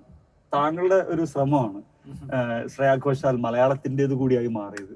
അതിനുശേഷം സാറിന്റെ കൂടെ ധാരാളം വർക്കുകളൊന്നും ശ്രേയ ചെയ്തിട്ടില്ല. ബിഗ് ബി എന്ന് പറഞ്ഞ പരിപാടിയിൽ സാറ് സ്കോറിൽ നിന്ന് മാറി നിന്നായിരുന്നോ, അല്ലെങ്കിൽ ഇതെന്താണ് ആ ബിഗ് ബിയിലേക്ക് എത്തുന്നത്? ബിഗ് ബിയുടെ പരിപാടിയൊക്കെ അതിന്റെ അകത്ത് ഓരോ പാട്ടിനെ കുറിച്ച് ചോദിക്കാറുണ്ട്. ബിഗ് ബി ശരിക്കും പറഞ്ഞ നമ്മുടെ ആൻഡു ചേട്ടനാണ് എന്നെ അമലായിട്ട് പരിചയപ്പെടുത്തുന്നത്. കൺട്രോളർ. ആൻഡു ചേട്ടൻ ആദ്യത്തെ പടം മുതലേ ഒരു ഞങ്ങൾക്ക് കണക്ഷൻ ഉണ്ടായിരുന്നു. അപ്പൊ ഇങ്ങനെ ഒരു സംഭവം വന്നു കഴിഞ്ഞപ്പോഴത്തേക്കും ആൻഡു ചേട്ടൻ വിളിച്ചു പറഞ്ഞാൽ പുതിയൊരു ഡയറക്ടറുടെ ഒരു ഉഗ്രം പടമാണ്, നമുക്ക് ചെയ്തുകൂടെ എന്ന് ചോദിച്ചപ്പോൾ ശരിക്കും. അപ്പം ഞാൻ ഇങ്ങനെ പരിചയപ്പെട്ടു, കാര്യങ്ങളൊക്കെ സംസാരിച്ചു. അപ്പൊ അമലായിട്ട് നമ്മള് ഇരിക്കാൻ തുടങ്ങി കഴിഞ്ഞപ്പോഴത്തേക്കും എനിക്ക് മനസ്സിലായി ഒരു നല്ല കണ്ടന്റ് ഉള്ള ഒരു മനുഷ്യനാണെന്നുള്ള കാര്യം. അദ്ദേഹത്തിന്റെ ഒരു തോട്ട് പ്രോസസ്സും വിഷ്വലൈസേഷനെ കുറിച്ചുള്ള ആളുടെ ഒരു ഐഡിയാസും, അപ്പൊ ആൾക്ക് ഓൾറെഡി നിശ്ചയമുണ്ട് ഇങ്ങനെയാണ് എൻ്റെ പാട്ട് വേണ്ടത്, അല്ലെങ്കിൽ ഇങ്ങനെയാണ് എൻ്റെ പാട്ടുകൾ ഒരു വിഷ്വലൈസേഷൻ ഇങ്ങനെയായിരിക്കും. ചില ഇതുകളൊക്കെ നമുക്ക് കാണിച്ചു തരും, this is how I am going to make this visual എന്നുള്ള രീതിയിൽ. അപ്പോൾ അങ്ങനെ കമ്പോസ് ചെയ്യാൻ തുടങ്ങിയപ്പം നോർമലി ഞാൻ എന്താ ചെയ്യുന്ന വെച്ചാൽ എനിക്കൊരു കീബോർഡ് ഉണ്ടാവും അല്ലെങ്കിൽ എൻ്റെ മെഷീൻ ഉണ്ടാവും. പക്ഷെ നമ്മളൊരു മെലഡി ഫ്രേസ് ചെയ്ത് അതിൻ്റെ ലിറിക്സ് ലോക്ക് ആക്കി കഴിഞ്ഞ് കഴിഞ്ഞാൽ പിന്നെയാണ് ഞാൻ ഓർക്കസ്ട്രേഷൻ്റെ കാര്യങ്ങൾ ചിന്തിക്കുക. എന്നിട്ട് അത് ഇരുന്ന് നമ്മൾ വർക്ക് ചെയ്ത് അതിൻ്റെ ഓരോരോ പടിപടിയായിട്ടുള്ള ഇതിലേക്ക് പോകും. അപ്പം അമലിൻ്റെ അവിടെ വന്നിരുന്ന് ഞങ്ങൾ പാട്ട് കമ്പോസ് ചെയ്യാൻ തുടങ്ങിയപ്പോൾ മുതലേ എൻ്റെ അടുത്ത് വന്നിട്ട് അതിൻ്റെ BGM, എൻ്റെ സജഷൻസ്, വിഷ്വൽ ഇങ്ങനെയായിരിക്കും ഞാൻ ഉദ്ദേശിക്കുന്നത്. അപ്പൊ ഇങ്ങനെ എന്നെ പ്രോംപ്റ്റ് ചെയ്യാൻ തുടങ്ങി ഓരോന്ന് ചെയ്യാനായിട്ട്. അപ്പോൾ ഞാൻ അറിയാണ്ട് അതിങ്ങനെ ചെയ്ത് ഇങ്ങനെ അങ്ങ് പോന്നു. അപ്പൊ അങ്ങനെ ഒരു ഫുൾ സോങ്ങിന്റെ സ്ട്രക്ചറായി. ഓരോരോ പാട്ടും അദ്ദേഹത്തിന്റെ കൂടെ ഇരുന്നിട്ട് ഫുൾ സോങ് സ്ട്രക്ചറായി, BGM അടക്കം. അപ്പോ ഞാൻ ഓർത്തു എന്തായാലും പാട്ടിന്റെ ഒരു സ്ട്രക്ചറായി, പക്ഷെ എന്നാലും ഓർക്കസ്ട്രേഷനിൽ എന്തെങ്കിലുമൊക്കെ വ്യത്യാസം വരുത്തണ്ടേ എന്നുള്ളൊരു നമ്മളിങ്ങനെ അങ്ങനത്തെ ഒരു ഫീലിൽ നിൽക്കുന്നുണ്ട്. അങ്ങനെ ഞാനൊരു പാട്ട് കംപ്ലീറ്റ് ആയിട്ട് ഞാൻ ഓർക്കസ്ട്രയൊക്കെ മാറ്റി ചെയ്ത് കൊണ്ടുവന്നു കഴിഞ്ഞപ്പോഴത്തേക്ക് ആള് പറഞ്ഞു, അയ്യോ ഇതെന്ത് നമ്മള് ഫൈനലൈസ് ചെയ്ത് സംഭവമല്ലേ, പിന്നെ മാറ്റിയെന്ന് ചോദിച്ചു. അപ്പൊ അല്ല ഞാൻ കുറച്ചും കൂടി ഇല്ല നമുക്കത് പഴയ മറ്റു സംഭവം മതി. അപ്പോ പ്രത്യേകിച്ച് മുത്തുമഴ കൊഞ്ചൽ, അപ്പൊ ഞാൻ അതിന് കുറെ BGM ഒക്കെ ഉണ്ടാക്കി മാറ്റം വരുത്തി. അപ്പൊ പറഞ്ഞു BGM വേണ്ട, ഒന്നും വേണ്ട. അപ്പൊ പാട്ട് ശ്രദ്ധിച്ചെന്ന് നിങ്ങൾക്ക് അറിയാം, ആ പാട്ട് കൊണ്ടുവന്ന് നിന്നിട്ട് നേരെ അനുപല്ലി തുടങ്ങുക ചെയ്യുന്നത്, അതിന്റെ ഇടയിൽ BGM ഒന്നുമില്ല. അപ്പൊ കമ്പോസ് ചെയ്ത സമയത്ത് അങ്ങനെയായിരുന്നു. അപ്പൊ അദ്ദേഹത്തിന്റെ മൈൻഡിൽ അത് ഫിക്സ്ഡ് ആയി. അപ്പം ആള് പറഞ്ഞു ഇനി അവിടെ വേറെ BGMന്റെ ആവശ്യമില്ല. അങ്ങനെ നമ്മള് ഫുൾ വേറെ പ്രോഗ്രാമിംഗ് ഒക്കെ ചെയ്ത സാധനമൊക്കെ മാറ്റി ഞാൻ ചെയ്ത സാധനം തന്നെ അവിടെ പ്ലേസ് ചെയ്തിട്ട്. അപ്പോ പക്ഷെ അതിനൊരു വേറൊരു തലം ഉണ്ടായിരുന്നു കേട്ടോ പാട്ടുകൾക്കൊക്കെ. അപ്പോ അതിനകത്ത് മുത്തുമഴ കൊഞ്ചൽ എന്നുള്ള സോങ്, അതുപോലെ തന്നെ വിട പറയുകയാണ്. അതൊരു ഫുൾ ഒരു എന്താ പറയാ, ഒരു ഭയങ്കര ഒരു അറേബ്യൻ ഫ്ലേവർ ഉണ്ട്. അതിന്റെ വരികളൊന്നും സാറിന് മനസ്സിലായിരുന്നു? ഇപ്പൊ സാർ കേൾക്കുമ്പോൾ സാറിന് മനസ്സിലാകുന്നുണ്ട്. ഞാൻ ഇവിടുത്തെ കിട്ടാത്ത കുറെ ഏരിയ ഉണ്ട്. ആ പാട്ട് ആക്ച്വലി ശരിക്കും പറഞ്ഞു കഴിഞ്ഞാല് ഒരു ബാൻഡ് പെർഫോം ചെയ്യുന്ന പോലെയാണ് അത് വരുന്നത്. അപ്പൊ അതിന്റെ ഒരു എക്സിസ്റ്റ് ചെയ്യുന്ന ഒരു സോങ്ങിന്റെ ഒരു ഇതുണ്ട് അതിനകത്ത്, ഒരു ഭാഗമുണ്ട്. അതാണ് ആ സ്പാനിഷ് ഭാഗങ്ങളൊക്കെ വരുന്നത്. അപ്പം അറേബ്യൻ ഫ്ലേവർ അല്ല, അറേബ്യൻ അല്ല, സ്പാനിഷ്. പക്ഷെ ഞാൻ അതിനകത്ത് അറേബ്യൻ സാധനമൊക്കെ ആഡ് ചെയ്തിട്ടുണ്ട്. അപ്പം അതിനകത്ത് എന്ന് വെച്ചാൽ ആ ഒരു പർട്ടിക്കുലർ ബാൻഡ് നമുക്കറിയാലോ ഇപ്പോഴത്തെ ഓരോ പാട്ടിന്റെ വേരിയേഷൻസ് പ്ലേ ചെയ്യുന്ന പോലെ അങ്ങനത്തെ ഒരു മൂഡിലാണ് ആ പാട്ട് വരുന്നത്, ഡാൻസും ഒക്കെ ആയിട്ട്. അപ്പോൾ അതിനകത്ത് കുറെ കാര്യങ്ങൾ നമ്മൾ ആഡ് ചെയ്തു. ഒരു നോർത്ത് ഇന്ത്യൻ ഒരു സിംഗർ പാടി തുടങ്ങുന്ന രീതിയിലാണ് അതിന്റെ സ്റ്റാർട്ടിങ് വരുന്നത്. പിന്നെ അവിടുന്ന് ഇങ്ങനെ ഒരു ഫുള്ളൊരു റിതമിക് ഒരു എന്താ പറയാ, ഒരു ബ്ലാസ്റ്റ് സോങ് എന്നുള്ള പോലെ. അപ്പം അങ്ങനെയാണ് ആ പാട്ട് വരുന്നത്. വിട പറയുകയാണെന്നുള്ള പാട്ട് ആക്ച്വലി ഒരു എന്താ പറയാ, എങ്ങനെയാണ് ഈ പാട്ട് വരാൻ പോകുന്നതിനെ കുറിച്ചൊന്നും ഒരു ഐഡിയ ഉണ്ടായിരുന്നില്ല. കാര്യം അമല് വന്നിട്ട് പറഞ്ഞു എനിക്ക് ഇങ്ങനെ ഒരു പാട്ട് വേണം. അപ്പൊ ആളുടെ മനസ്സിലുണ്ടായിരുന്ന ഒരു ബംഗാളി സോങ് എന്നെ കേൾപ്പിച്ചു. എന്റെ മനസ്സിൽ ഇതാണ് പാട്ട് ഈ സിറ്റുവേഷനിൽ. അപ്പോ ഇനി അൽഫോൺസ് ആലോചിച്ചിട്ട് എങ്ങനെയാ വെച്ചാൽ അത് ചിന്തിച്ചോ, ദിസ് ഇസ് എന്റെ മൈൻഡിൽ ഞാൻ പറയാൻ ആഗ്രഹിക്കുന്ന പാട്ട് എന്ന് പറയുന്നത് ഇതാണ്, ഇത് മോഡാണെന്ന് പറഞ്ഞു. പക്ഷെ അപ്പൊ ഞാനിത് എങ്ങനെ നമുക്ക് ആ മൂഡ് വേണം താനും, എന്നാൽ നമുക്കിതെങ്ങനെ ഒരു ഡിഫറെന്റ് ആയിട്ട് നമുക്ക് വർക്ക് ചെയ്യാം. അപ്പൊ ഞാൻ ആളോട് ചോദിച്ചു, എനിക്കൊരു ഫ്രീഡം തരാമോ, ഞാൻ എനിക്ക് ഇഷ്ടമുള്ള പോലെ ഞാൻ ചെയ്തോട്ടെ, എന്നിട്ട് കേട്ടിട്ട് ഇതേ ഫീല് തോന്നുന്നുണ്ടെങ്കിൽ നമുക്ക് മുന്നോട്ട് പോവാം. അപ്പൊ ആള് പറഞ്ഞു ഓക്കെ, എനിക്ക് ഏതാണോ കൂടുതൽ ഇഷ്ടപ്പെടുന്നത് അത് നമുക്ക് പോവാൻ ഞാൻ റെഡിയാണെന്നുള്ള രീതിയിൽ പറഞ്ഞു. അങ്ങനെ ഇരുന്ന് കുറേ തിരിച്ചു മറിഞ്ഞൊക്കെ പല പല സാധനങ്ങൾ ഇങ്ങനെ ആലോചിച്ചുകൊണ്ടിരിക്കുമ്പോഴാണ് എനിക്ക് ഇങ്ങനെ ഒരു ഗിറ്റാറിന്റെ ഒരു റിഫ് എന്റെ മൈൻഡിലേക്ക് കിട്ടുന്നത്.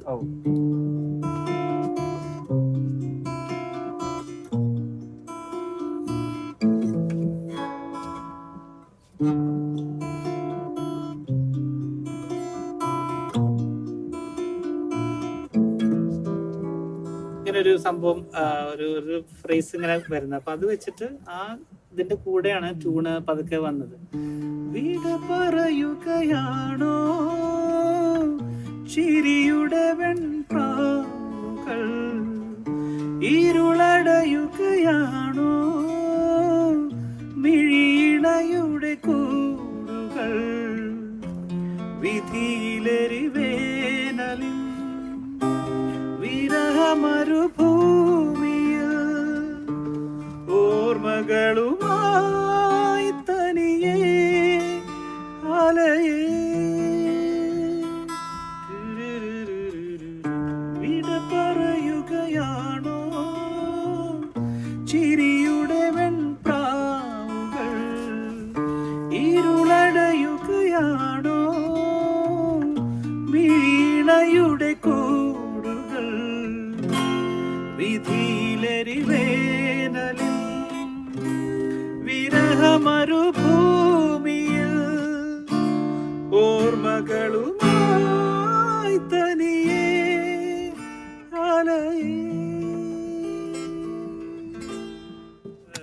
സാറടക്കമുള്ള ആൾക്കാർ ഈ മ്യൂസിക് റിയാലിറ്റി ഷോസിൽ ഇരിക്കുമ്പോ അതിന്റെ അകത്ത് ഔട്ട് ആവുന്ന കണ്ടസ്റ്റൻസിന്റെ ബാക്ക്ഗ്രൗണ്ടിൽ ഈ പാട്ട് ഒരു സമയത്ത് തരംഗമായിരുന്നു. അത് ഞാനത് പറയുമ്പോ ഒരു കാര്യം കൂടി, ആ പാട്ടിന്റെ ലക്ഷ്യം വേണമെങ്കിൽ സാറ്റിസ്ഫൈഡ് ആയെന്ന് വേണമെങ്കിൽ പറയാം. കാര്യം എന്ന് വെച്ചാൽ ഇത് ഈ പാട്ട് കമ്പോസ് ചെയ്യുന്ന സമയത്ത് അമല എൻ്റെ അടുത്ത് പറഞ്ഞൊരു കാര്യമുണ്ട്. ഈ ഒരു പാട്ട് ഇതൊരു പ്രത്യേകിച്ചൊരു പ്രണയിനിക്കോ അല്ലെങ്കിൽ ഒരു പ്രണയിതാവിനോ അല്ലെങ്കിൽ അങ്ങനെയൊന്നും ബൗണ്ടഡ് ആവരുത് ഈ പാട്ട്.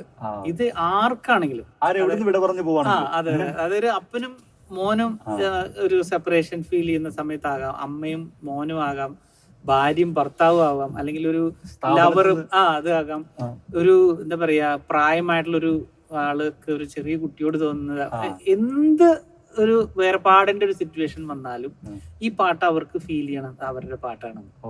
അപ്പൊ ആ ഒരു ആശയം വെച്ച് നോക്കുമ്പോ ആ റിയാലിറ്റി ഷോയിലാണെങ്കിൽ പോലും അവർക്ക് അത് അതിന് പറ്റിയ.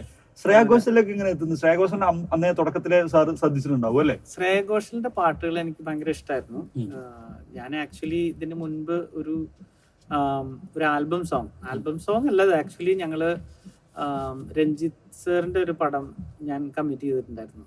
അതായത് വെള്ളിത്തിര ജലോത്സവം ചെയ്തുകൊണ്ടിരിക്കുന്ന ആ സമയത്ത് രഞ്ജിത്ത് സാറ് വിളിച്ചിട്ട് ഞാൻ പോയതാ. ഞങ്ങൾ പാട്ടുകൾ കമ്പോസ് ചെയ്തൊരു 5-6 പാട്ടുകൾ ഞങ്ങൾ അതിനു വേണ്ടി കമ്പോസ് ചെയ്തു. പടം നടന്നില്ല. മോഹൻലാൽ അല്ല, അതൊരു പുതുമുഖം അങ്ങനെ വെച്ചിട്ടുള്ള ഒരു സംഭവമായിരുന്നു. ഒരു ഭയങ്കര എന്താ പറയാ ഒരു ഓഡിഷനും ഒക്കെ നടത്തി ഭയങ്കര കോഴിക്കോട് വെച്ചിട്ട് ഭയങ്കര ആഘോഷമായിട്ട് നടത്തിയ സംഭവം. പ്രഖ്യാപനം ഞാൻ ഓർക്കുന്നു, മരം പെയ്യുമ്പോൾ അതല്ല, ഇത് ആക്ച്വലി ഹെലോ എന്നായിരുന്നു പ്രൊജക്ടിന്റെ പേര് പറഞ്ഞത്. പക്ഷെ ഹെലോ എന്നുള്ള പേരിൽ വേറെ സിനിമയൊക്കെ അതിന് ശേഷം വന്നു. പ്രൊജക്ട് നടന്നില്ല. പക്ഷെ പാട്ടുകൾ കമ്പോസ് ചെയ്ത് എല്ലാം നല്ല എന്താ പറയാ പാട്ടുകൾ ഇറങ്ങിയിരുന്നെങ്കിൽ അന്നത്തെ ഒരു ടോപ്പ് ബിഗ് ബിയുടെ വേറൊരു സ്റ്റൈലിലുള്ള പാട്ടുകളായിരുന്നു. ഒരു മോസ്റ്റ് മോഡേൺ ഇത്, പക്ഷെ നല്ല മെലോഡിയസ് ആയിട്ടുള്ള. അപ്പം അന്ന് ആ പാട്ടുകൾ പുറത്തിറങ്ങാതെ വന്നപ്പോൾ ഭയങ്കര സങ്കടമായിട്ട് ഇങ്ങനെ ഇരിക്കുന്ന സമയത്താണ് ദുബായിലുള്ള എൻ്റെ ഒരു ഫ്രണ്ട് വിൻമർത്തിലൊക്കെ വർക്ക് ചെയ്തുകൊണ്ടിരുന്നത്. അപ്പൊ അവര് പറഞ്ഞു നമുക്കിതൊരു ആൽബമായിട്ട് ചെയ്യാം, അത്രയും നല്ല പാട്ടുകൾ ഞങ്ങള് അങ്ങനെ ആൽബമായിട്ട് ചെയ്യുന്ന സമയത്താണ് ഞങ്ങള് അതിലൊരു പാട്ട് ശ്രേയയെ കൊണ്ട് പാടിക്കാൻ വിചാരിച്ചിട്ട് ശ്രേയയെ കൊണ്ട് പാടിക്കാൻ പോയി. അന്ന് എനിക്ക് ശ്രേയ ഇടുന്നൊരു എഫേർട്ടും ഒരു എന്താ പറയുക ഡെഡിക്കേഷനൊക്കെ കണ്ടു കഴിഞ്ഞപ്പോഴത്തേക്ക് ഞാൻ അന്ന് തീരുമാനിച്ചു, ഇനിയൊരു അടുത്തൊരു സിനിമ ഞാൻ എപ്പോഴാണ് ചെയ്യുന്നത് ഒരു പാട്ട് ഡെഫിനറ്റ്ലി ശ്രേയയെ കൊണ്ട് പാടിക്കണം. അപ്പൊ ആക്ച്വലി ഇതിന്റെ ഒരു ട്രാക്ക് സൈനോരെ പാടിയത്. പക്ഷെ അപ്പൊ ഇങ്ങനെ ഒരു ഇത് വന്നു കഴിഞ്ഞപ്പോഴത്തേക്കും ഒരു സജഷൻ ഞാൻ പറഞ്ഞു. അപ്പൊ അമല് പറഞ്ഞു വൈ നോട്ട്, നല്ല പാട്ടുകാരിയല്ലേ, നമുക്ക് ട്രൈ ചെയ്ത് നോക്കാന്ന് പറഞ്ഞു. അങ്ങനെയായിരുന്നു ശ്രേയ പാടിയത്. അപ്പൊ ശ്രേയ അത് പാടി കഴിഞ്ഞപ്പോഴത്തേക്ക് എൻ്റെ അടുത്ത് ഒരു താങ്ക്സ് പറഞ്ഞു. എന്തിനാന്ന് വെച്ച് കഴിഞ്ഞാല് ഒന്ന് പുള്ളിക്കാരിക്ക് ഒത്തിരി മലയാളികളുണ്ട്. അപ്പോൾ ഞാൻ ഈ മലയാളം പാട്ട് പാടി കഴിഞ്ഞാൽ എന്താണെങ്കിലും എൻ്റെ ഫ്രണ്ട്സിന് അത് ഭയങ്കരമായിട്ട് ഇഷ്ടാവും. ഒത്തിരി മലയാളി ഫ്രണ്ട്സ് ഉണ്ടെന്ന് പറഞ്ഞു. രണ്ടാമത്തെ കാര്യം, ശ്രേയക്ക് കിട്ടുന്ന എല്ലാ പാട്ടുകളും നല്ല ഹൈ പിച്ചിലുള്ള പാട്ടുകളായിരുന്നു. ഈ പാട്ട് എന്ന് പറഞ്ഞാൽ ശ്രേയയുടെ ലോവർ രജിസ്റ്റർ സ്ട്രോങ് ആയിട്ട് കാണിക്കുന്നത്. അപ്പൊ എനിക്കിതൊരു മറ്റുള്ളവർക്ക് കാണിച്ചു കൊടുക്കാൻ Showcase ചെയ്യാൻ എനിക്ക് എന്റെ ഈ ഒരു രജിസ്റ്ററും എനിക്ക് സ്ട്രോങ് ആണെന്നുള്ളത് കാണിക്കാൻ പറ്റുന്ന ഒരു പാട്ടായിരുന്നു എന്ന് പുള്ളിക്കാരി പറയായിരുന്നു. അത് മാത്രല്ല അന്ന് ഈ സോഷ്യൽ മീഡിയ ഒന്നും ഇല്ലാത്ത കാലത്ത് പിന്നെ ഏതാണ്ട് വരുവായ എനിക്ക് തോന്നുന്നു 2009 അടുപ്പിച്ച ഒരു സമയം. അപ്പോ സാറ് ഇങ്ങനെ തകർത്ത് നിൽക്കണം. മലയാളത്തിൽ ഇടക്ക് വർഷത്തിൽ 2-3 പടങ്ങളൊക്കെ മാത്രം ചെയ്യുന്ന ഒരു സമയമാണ്. അപ്പൊ ഒരു മ്യൂസിക് ഡയറക്ടർ ആയിട്ടുള്ള വളരെ സാത്വികനായിട്ടുള്ള പടിഞ്ഞ സാറ് ആലോചന പാടിയിരിക്കുകയാണ്. അപ്പൊ AR റഹ്മാന്റെ സിംഗറായിട്ട് അത് നമ്മളെ കേരളത്തിലെ അൽഫോൺസ് ജോസഫ് ആ യാത്ര അതെന്താണ് പരിപാടി? സാറിനെ പിടിച്ച് ഹൈയിലേക്ക് എറിയാൻ AR റഹ്മാൻ എന്തുകൊണ്ട് തോന്നി? അത് ശരിക്കും എന്നാ പറയുന്നത്, അതിനകത്ത് കുറെ ദൈവികമായിട്ടുള്ള കാര്യങ്ങൾ ഉണ്ടെന്ന് ഞാൻ വിശ്വസിക്കുന്നു. കാര്യം നമ്മൾ പറയില്ലേ, നമ്മുടെ ലൈഫില് ഒരു പുഷ് ആവശ്യമുള്ള സമയത്ത്, അല്ലെങ്കിൽ അത് ഒരു പക്ഷെ നമുക്ക് വേറെ ആർക്കും ചെയ്യാൻ പറ്റാത്ത ഒരു പുഷ് നീഡഡ് എന്നുള്ള പറയുന്ന സമയത്ത് ദൈവം ചിലപ്പോൾ ചില കാര്യങ്ങൾ നമ്മളങ്ങനെ ഇങ്ങനെ തള്ളിയിടും. അപ്പോൾ കാര്യം ചില അന്ന് ആ സമയത്ത് ഞാൻ സുഖമില്ലാതെ ഒരു 4-5 മാസം കിടപ്പായി പോയി. എനിക്ക് വന്ന സിനിമകൾ ചെയ്യാൻ പറ്റാണ്ട് വന്നു. അങ്ങനെ ഓൾമോസ്റ്റ് ലൈക്ക് എൻ്റെ കരിയർ അവസാനിക്കുന്ന രീതിയിലുള്ള കാര്യം നമുക്കറിയാമല്ലോ. നമ്മൾ കുറെ നാള് മാറി നിൽക്കി കഴിയുമ്പോഴത്തേക്ക് പിന്നെ ഇറ്റ്സ് ഡിഫിക്കൽട്ടാണ് തിരിച്ചു വരാനായിട്ട്. അപ്പം അങ്ങനെ ഇരിക്കുന്ന ഒരു സമയത്ത് ആണ് ശരിക്കും പറഞ്ഞാൽ ഞാൻ എൻ്റെ ഒരു ലൈഫിൻ്റെ ഒരു മീനിങ്ങും പേർപ്പസും എന്താണെന്നൊക്കെ ആലോചിക്കുന്നതും എൻ്റെ ഒരു നമ്മളെന്നെ കണ്ടെത്തുന്ന ഒരു സമയം എന്നൊക്കെ പറയില്ലേ. അപ്പം നമുക്കൊരു അങ്ങനത്തെ ഫേസ് ഓഫ് ലൈഫിലൂടെ കടന്നു പോകുമ്പോഴാണ് നമ്മൾ പല കാര്യങ്ങളിലും നമുക്ക് ഇങ്ങനെ സ്ട്രെയിറ്റൻ ചെയ്യുക, അപ്രൈറ്റ് ചെയ്യാന്ന് പറയുന്നത്, നമ്മുടെ ഓരോ ഡിസിഷൻസ്, ഓരോ കാഴ്ചപ്പാടുകൾ ഇതിലൊക്കെ. അപ്പം അങ്ങനെ ഞാൻ എന്നെ തന്നെ ഇങ്ങനെ രൂപപ്പെടുത്തിയ ഒരു സമയമായിരുന്നു. അത് കഴിഞ്ഞിട്ട് ഇരിക്കുന്ന സമയത്താണ് റഹ്മാൻ സാറിന് ആ സെയിം ടൈമിൽ ഫീൽ ചെയ്യുന്നത് പിന്നെ താണ്ടി വരുവാലും ഒരു പാട്ടും കൂടി ആഡ് ചെയ്യണം. അത് ആര് പാടണം എന്നിങ്ങനെ ചിന്തിച്ചപ്പോൾ എന്നെ എന്തോ ഓർമ്മ വന്നു. എൻ്റെ ഫസ്റ്റ് പടത്തിലെ ഓഡിയോ ലോഞ്ചിന് ആള് വന്നിട്ടുണ്ട്, ഞാൻ പാടുന്നത് ആള് കണ്ടിട്ടുണ്ട്. അപ്പോൾ ആ ഒരു ഓർമ്മയില് എൻ്റെ പേര് പോലും ആള് ഓർക്കുന്നില്ല. അപ്പോൾ സിംഗർ ശ്രീനിവാസിനെ ആണ് പാട്ടുകൾ സാധാരണ പുള്ളിക്ക് വേണ്ടി ഹെൽപ്പ് ചെയ്യാറുണ്ട് പാട്ട് റെക്കോർഡ് ചെയ്യാനൊക്കെ. പുള്ളിയെ വിളിച്ചു ചോദിച്ചു, കേരളത്തിലൊരു ഗോസ്പിൾ സിംഗർ, ഒരു മ്യൂസിക് ഡയറക്ടർ ഉണ്ട്, അയാളുടെ പേര് എനിക്ക് ഓർമ്മയില്ല, അയാളുടെ വോയിസ് എനിക്കൊന്ന് വേണം, US വിളിച്ച് പറയണേ. അപ്പൊ അദ്ദേഹം പറഞ്ഞു, എടുത്ത വഴിക്ക് എന്നെ അന്ന് മനസ്സിലായി പുള്ളിക്ക്. പുള്ളി പറഞ്ഞു അൽഫോൺസിനെയാണ് ഉദ്ദേശിച്ചത്. Alphonso, ask him to come to Chennai. അങ്ങനെ പുള്ളി എന്നെ വിളിക്കുക. അപ്പൊ ഞാൻ ഈ ഒരു ബ്രേക്ക് വന്നല്ലോ, ബ്രേക്ക് കഴിഞ്ഞ് വന്നിട്ട് എന്താ ചെയ്യേണ്ടതെന്ന് അറിയില്ല, സിനിമയും വരുന്നില്ല, ഒന്നും വരുന്നില്ല. അപ്പൊ ഞാനത് കുറെ നാളുകളായിട്ടുള്ള ഒരു ആഗ്രഹമാണ് കർണാട്ടിക് മ്യൂസിക്കിന്റെ ഒരു MA ചെയ്യണം എന്നുള്ളത്. അപ്പൊ ഞാനോർത്ത് എന്തായാലും വെറുതെ ഇരിക്കുക, അപ്പൊ എന്നാ പോയി ഒന്ന് MA ചെയ്തേക്കണം. ഞാൻ രജിസ്റ്റർ ചെയ്തു കാലിക്കറ്റ് യൂണിവേഴ്സിറ്റിയുടെ തൃശ്ശൂര് സ്കൂൾ ഓഫ് ഡ്രാമയില്. ഞാൻ കോഴ്സിന് ജോയിൻ ചെയ്ത് ഒരു സെമസ്റ്റർ കഴിഞ്ഞു. ഫസ്റ്റ് സെമസ്റ്റർ കഴിഞ്ഞ് അതിന്റെ എക്സാമിനുള്ള പ്രിപ്പറേഷൻസ് നടന്നുകൊണ്ടിരിക്കുന്ന സമയത്താണ് ഫോൺ കോൾ വരുന്നത്. ഞാൻ ക്ലാസ്സിന്റെ ഉള്ളിലായിരുന്നു ആ സമയത്ത്. അപ്പൊ ശ്രീന്റെ ഫോണാന്ന് മനസ്സിലായപ്പോ ഞാൻ ടീച്ചറോട് ചോദിച്ചിട്ട് ഞാൻ ഇറങ്ങി കോൾ അറ്റൻഡ് ചെയ്തപ്പോ, എടോ ഞാൻ പറയുന്ന സൂക്ഷ്മം കേൾക്കുക, AR റഹ്മാന് തന്നെ കൊണ്ടൊരു പാട്ട് പാടിക്കണം. ഞാൻ ഒരു കിളി പോയി ഇങ്ങനെ എന്താ പറയണ്ടെന്ന് അറിയില്ല. ഞാൻ എന്ത് AR റഹ്മാനോ, പാട്ടോ, ഞാനോ പാടാനോ? അപ്പോ ആള് പറഞ്ഞു, നിങ്ങളുടെ വോയിസ് വേണമെന്നാണ് പറയുന്നത്. അപ്പൊ ഞാൻ ചോദിച്ചത് ഏത് സിനിമയാ? പറഞ്ഞിങ്ങനെ വിണ്ണൈ താണ്ടി വരുവായ എന്നാണ് ഇതിന്റെ പേര്, ഗൗതം മേനോൻ. അപ്പോൾ ഗൗതം മേനോന്ന് കൂടി കേട്ട് കഴിഞ്ഞപ്പോഴത്തേക്ക് തലയ്ക്ക് അടി കിട്ടിയപ്പോലെ പിന്നെ എന്താ ചോദിക്കേണ്ടതെന്ന് എനിക്ക് അറിയുന്നില്ല. പക്ഷെ അവിടെ ചെന്ന് കഴിഞ്ഞപ്പോൾ എനിക്ക് മനസ്സിലായി ഈ പാട്ട് പടത്തിലില്ല. അവസാനം പാട്ട് അവിടെ ഇരുന്ന് എഴുതി കമ്പോസ് ചെയ്ത് പാടി ഇതെല്ലാം കഴിഞ്ഞ് കഴിഞ്ഞപ്പോഴത്തേക്കും അപ്പോഴും റഹ്മാൻ സാർ പറഞ്ഞു, ഇതൊരു പ്രൊമോ സോങ് ആണ് ഞങ്ങൾ ഉദ്ദേശിക്കുന്നത്, പടത്തിന്റെ സ്ക്രിപ്റ്റിൽ പാട്ടില്ല. ഇത് കഴിഞ്ഞ് ലണ്ടനിൽ ബാഫ്റ്റ തിയേറ്ററിൽ ഇത് പെർഫോം ചെയ്യുന്നുണ്ട്. അപ്പോൾ ബാക്കി എല്ലാവരുടെയും വിസയൊക്കെ പ്രോസസ്സിംഗ് ഒക്കെ കഴിഞ്ഞു. എനിക്ക് വിസ പ്രോസസ് ചെയ്യാനുള്ള സമയമില്ല, പക്ഷെ എന്നെ കൊണ്ടുപോകണമെന്ന് അവർക്കൊരു ആഗ്രഹമുണ്ട്. ഇതൊരു ഡിഫറെന്റ് സോങ് അല്ലേ. അപ്പോൾ ഗൗതം മേനോൻ എന്നെ വിളിച്ചിട്ട് ചോദിച്ചു, പാട്ടൊക്കെ ഇഷ്ടമായി, താങ്കൾക്ക് UK വിസ ഉണ്ടോ? ഉണ്ടെങ്കിൽ ഞങ്ങൾക്ക് കൊണ്ടുപോകണമെന്ന് ആഗ്രഹമുണ്ട്.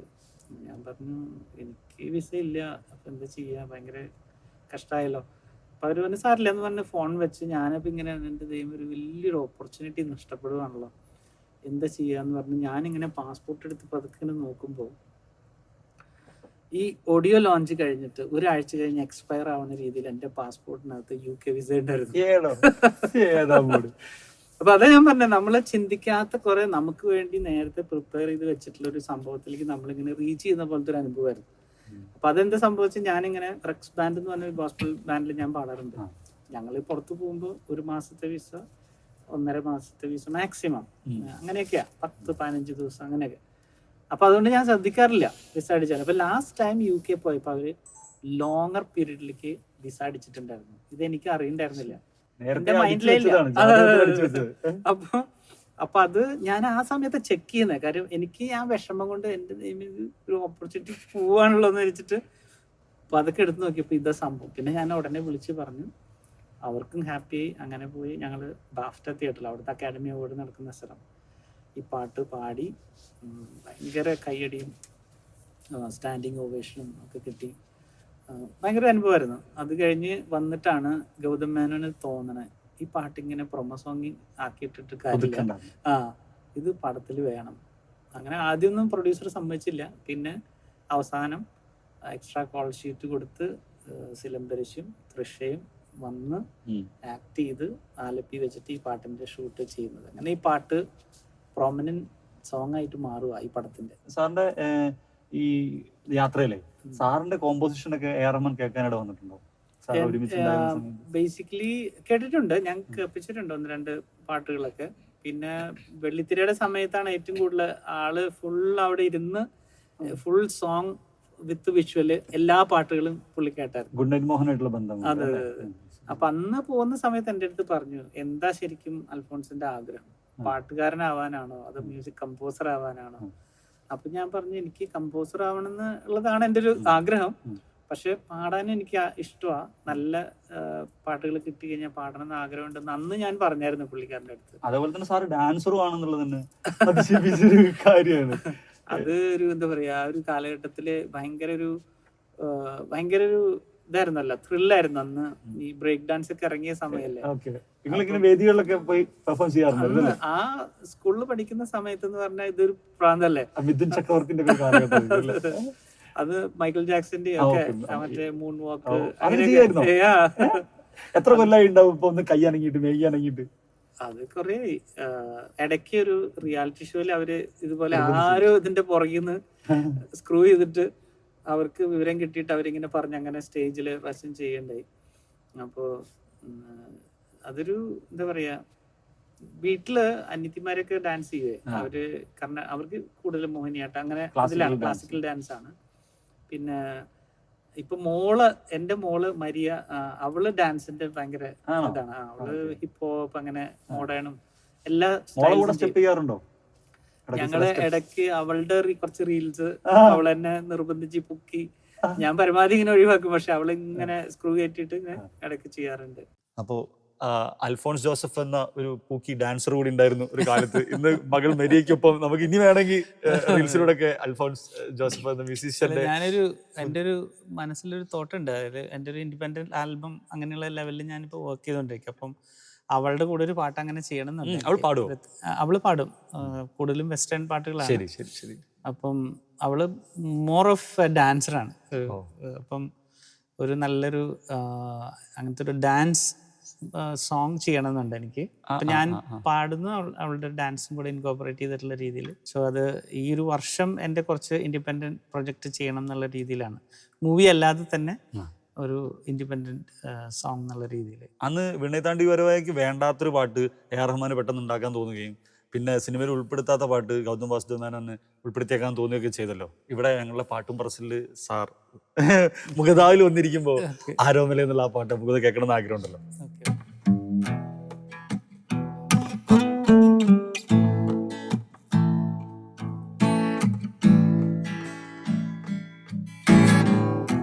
മാമലയേറി വരും തെന്നൽ പുതുമണവാളൻ തെന്നൽ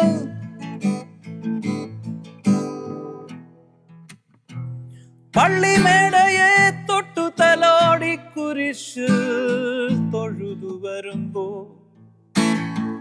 വരവേൽപ്പിന് മലയാളക്കര മനസമ്മതം ചൊരിയും. ആരോമലേ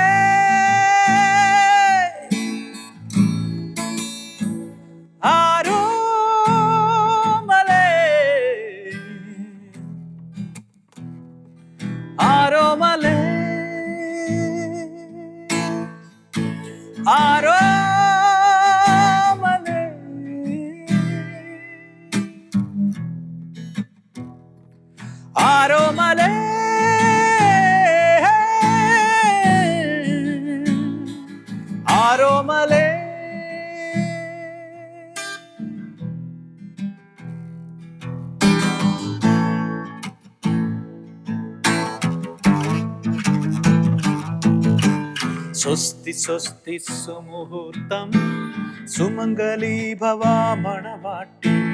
സ്വസ്തി സ്വസ്തി സുമുഹൂർത്തം സുമംഗലീ ഭവാ മണവാട്ടി. ശ്യാമരാത്രി തന്നരമനയിൽ മാറി നിൽക്കയോ താരകമേ. പുലരി മഞ്ഞിലെ കതിരൊളിയാൽ അകലെ നിൽക്കയോ പെൺമനമേ.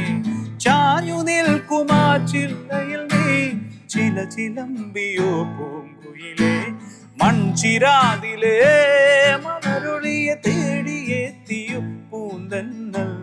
സ്വസ്തി സ്വസ്തി സുമുഹൂർത്തം സുമംഗലീ ഭവാ മണവാട്ടി. സ്വസ്തി സ്വസ്തി സുമുഹൂർത്തം സുമംഗലീ ഭവാ മണവാട്ടി. ആരോമലേ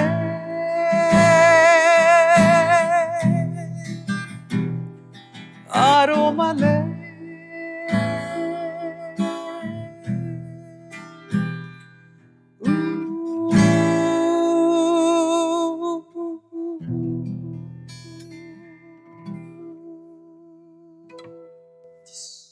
നേരിട്ട് കേൾക്കാൻ ഞാനും ഭാഗ്യവാനായി തീർന്നിരിക്കുന്നു. സാർ ഇപ്പൊ ഈ ഇത്തരം പാട്ടുകൾ പാടുമ്പോൾ ഇപ്പം നിങ്ങളെ കൊണ്ട് എ ആർ റഹ്മാൻ പാടിപ്പിച്ചു. എ ആർ റഹ്മാന്റെ വോക്കൽ എന്ന് പറയുന്നത് നമ്മുടെ ഇന്ത്യയിലുള്ള അല്ലെങ്കിൽ ഏഷ്യയിലുള്ള ഏറ്റവും യൂണിക് ആയിട്ടുള്ള ഒരു വോക്കലായിട്ടാണ് എനിക്ക് പേഴ്സണലി ഫീൽ ചെയ്തിട്ടുള്ളത്. ആസ് എ മ്യൂസിക് കമ്പോസർ അയാൾ കിടിലമാണ്, യാതൊരു ഞാൻ പറയേണ്ട കാര്യമില്ല. പക്ഷെ വോക്കൽ ഒന്നാന്തര യൂണിക്നെസ് അവകാശപ്പെടാൻ പറ്റുന്ന വോക്കലാണ്. As a music composer Alphonse ജോസഫിന് ഒരു സമയത്ത് ഒരു പാട്ട് എ ആർ റഹ്മാനെ കൊണ്ട് പാടിക്കാന്നതിനൊന്നും കുഴപ്പമില്ല കേട്ടോ എന്ന് എല്ലാ അവസരം കിട്ടി.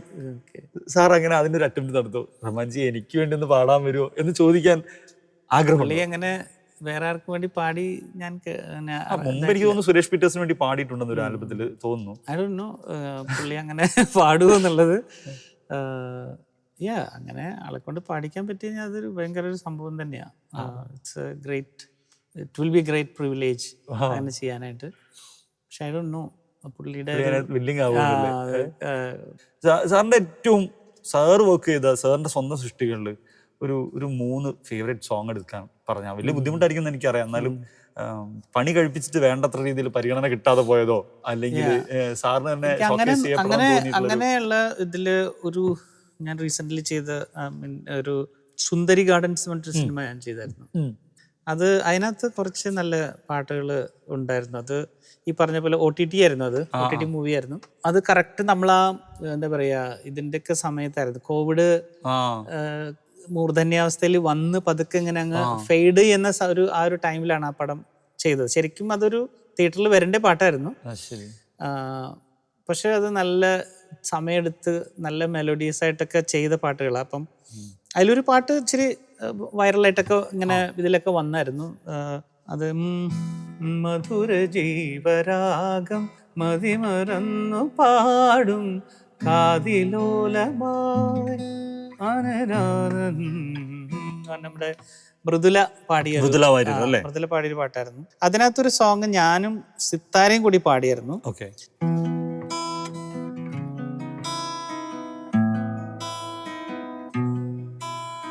മായാമോഹമാരെ തേടി വരുമാദ്യമായി താനേ മാറുമേതോ നാളിൽ അനുരാഗമായി ഹൃദയമേ പറയുമിന്നു നീയേ പതിവിലും മധുര താളമോടെ പ്രിയമൊരു നിമിഷമേ കാണാത്താരകങ്ങളിതിലെ മായാജാലമായി വെറുതെ ഓരോ വാക്കിലും എന്നുയിരിനു നീ ചിറകായി മാറവേ നീ എൻ പാതിയായ നിഴലേ പായും മൂടി നിന്നു പതിയെ ഓരോ നോക്കിലെന്തിലൊരു കോടി മഞ്ഞു നിറയെ. ഇമോഷണലി ഏറ്റവും കൂടുതൽ സാറിനെ കണക്ട് ചെയ്ത സാറിന്റെ പാട്ട് ഏതാണ്? സാറിനെ ഹോണ്ട് ചെയ്തിട്ട് വിടാതെ പിടിച്ച? അത് നമ്മുടെ ആദ്യത്തെ അവിടെ മുതൽ നോക്കുവാണെങ്കിൽ വെള്ളിത്തിരയില് ഹൃദയസഖി ആയിരുന്നു ഒരു ഇത്. അന്ന് സാർ കല്യാണം കഴിച്ചാണോ? അന്ന് കല്യാണം കഴിച്ചിട്ടില്ല. പക്ഷെ ഈ ട്യൂണ് ഞാൻ നേരത്തെ കമ്പോസ് ചെയ്തിട്ടുണ്ടായിരുന്നു അവിടെ ഉള്ള സമയത്ത്. പക്ഷെ അതിലൊരു പാട്ടായിട്ടൊന്നും ചെയ്തിട്ടുണ്ടായിരുന്നില്ല. ശരി ശരി. അപ്പൊ എനിക്ക് ഇതിന്റെ ഒരു സിറ്റുവേഷൻ എനിക്ക് കേട്ടപ്പോൾ ഈ പാട്ട് റൈറ്റ് ആയിട്ട് അവിടെ സെറ്റ് ആവുമെന്ന് എനിക്ക് ഫീൽ ചെയ്തു. അപ്പൊ ഞാൻ പാടി കേൾപ്പിച്ചപ്പോഴത്തേക്കും ഡയറക്ടർ പറഞ്ഞു ഇത് കറക്റ്റ് ആണെന്ന് പറഞ്ഞു, ഇങ്ങനെ തന്നെ എടുക്കാം. അനുവല്ലയാണോ സാറ് മൂടി കൊടുത്ത ആദ്യം? അല്ല, തുടക്കം പോലെ ഹൃദയ സഖീ സ്നേഹമയീ ആത്മസഖീ അനുരാഗമയീ എന്തിനു നിന്നൊമ്പരമിനിയും എന്തിനു നിന്നോവുകളിനിയും എന്നും നിൻ തുണയായി നിഴലായി നിന്നരികിൽ ഞാനുണ്ടല്ലോ ഹൃദയ സഖീ സ്നേഹമയീ ആത്മസഖീ അനുരാഗമയീ എന്തിനു നിന്നൊമ്പരമിനിയും എന്തിനു നിന്നോവുകളിനിയും എന്നും നിൻ തുണയായി നിഴലായി നിന്നരികിൽ ഞാനുണ്ടല്ലോ ഹൃദയ സഖീ.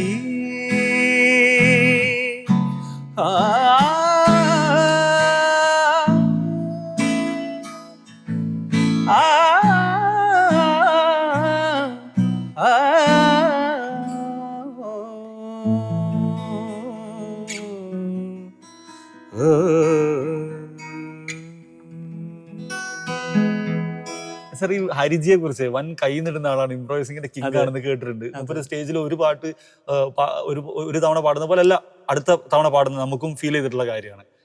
അങ്ങനത്തെ മ്യൂസിഷ്യൻസിനെ കൊണ്ട് പാടിപ്പിച്ചിട്ടുള്ള ആളാണ്. സാറിന്റെ ഹൃദയ സഖിയില് അദ്ദേഹം റെക്കോർഡിങ്ങിന്റെ സമയത്ത് സാറ് പറഞ്ഞു കൊടുത്താൽ അപ്പുറത്ത് കയറി പാടിയിട്ടുണ്ടോ?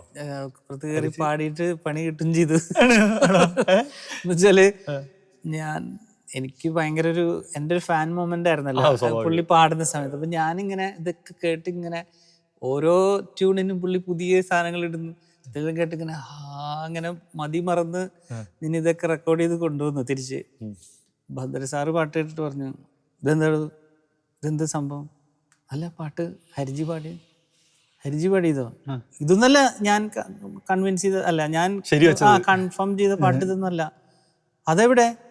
അതല്ല റെക്കോർഡ് ചെയ്ത് അത് മാത്രം എടുക്കാൻ.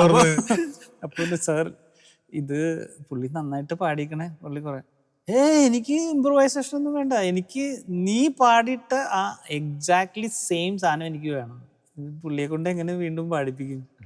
ഒരു ഭയങ്കര ഒരു എന്താ പറയാ വല്ലാത്തൊരു കണ്ടീഷനായി പോയി. സാറ് പറഞ്ഞു എനിക്ക് ഈ പാട്ട് വെച്ചിട്ട് എനിക്ക് ഇത് ഷൂട്ട് ചെയ്യാൻ പറ്റത്തില്ല, നീ പോയി മാറ്റി പഠിച്ചു കൊണ്ടുവന്നുള്ള പറഞ്ഞു. എന്നാ പ്രതിസന്ധി അല്ലേ? അയ്യോ, പ്രതിസന്ധി എന്ന് പറഞ്ഞു കഴിഞ്ഞാൽ ഒന്ന് ഇത്രയും വലിയൊരു ലെജൻഡ് ആയിട്ടുള്ള ഒരു സിംഗറിനെ കൊണ്ട് അത് പാടിയത് എന്ന് പറഞ്ഞിങ്ങനെ ആദ്യത്തെ ഫസ്റ്റ് ഇതും. അപ്പൊ ഞാൻ മോഹൻ സാറിനെ വിളിച്ച് പറഞ്ഞു, സാറേ എങ്ങനെയെങ്കിലും സാറിനോട് പറഞ്ഞു ഇത് എങ്ങനെയെങ്കിലും ഇതൊന്ന് അപ്രൂവ് ചെയ്ത് തരാവോ, ഇത് ഇനി ആ പുള്ളിയെ കൊണ്ട് ഇനി മാറ്റി പാടിക്കാന്ന് പറഞ്ഞാൽ ജീവിതത്തിൽ ഇനി പറ്റുന്ന സംഭവമല്ല. അപ്പം മോഹൻ സാറ് കുറെ പറഞ്ഞു നോക്കി, ഭദ്ര സാറ് ഒരു നിലയ്ക്ക് സമ്മതിക്കണില്ല. ഭദ്ര സാറ് പറഞ്ഞു അങ്ങനെയാണെങ്കിൽ എനിക്കത് ഷൂട്ട് ചെയ്യാൻ പറ്റത്തില്ല, നീ അത് എന്തെങ്കിലും ചെയ്തേ പറ്റുമോ. അപ്പം അങ്ങനെ അവസാനം മോഹൻ സാറ് വിളിച്ച് സംസാരിക്കുക ഹരിജീനെ. പറഞ്ഞു ഇങ്ങനെ രക്ഷയില്ല, ഡയറക്ടർ സമ്മതിക്കണില്ല. അപ്പോൾ അതെന്ത് നന്നായിട്ട് പാടിയതാണല്ലോ, നല്ലായിരുന്നല്ലോ എന്നൊക്കെ പറഞ്ഞ് പുള്ളി ഇങ്ങനെ കുറെ പറഞ്ഞു. ഒന്നുമില്ല, എങ്ങനെയെങ്കിലും ഒന്ന് പ്ലീസ് അതൊന്ന് പാടി തരണം, അല്ലെങ്കിൽ അത് നമുക്ക് പ്രശ്നമാവുമെന്ന് പറഞ്ഞു. അങ്ങനെ മോഹൻ സാറിനോടുള്ളൊരു ബന്ധത്തിൽ ആള് പറഞ്ഞു ഓക്കെ ഞാൻ വരാം പാടിത്തരാമെന്ന് പറഞ്ഞു.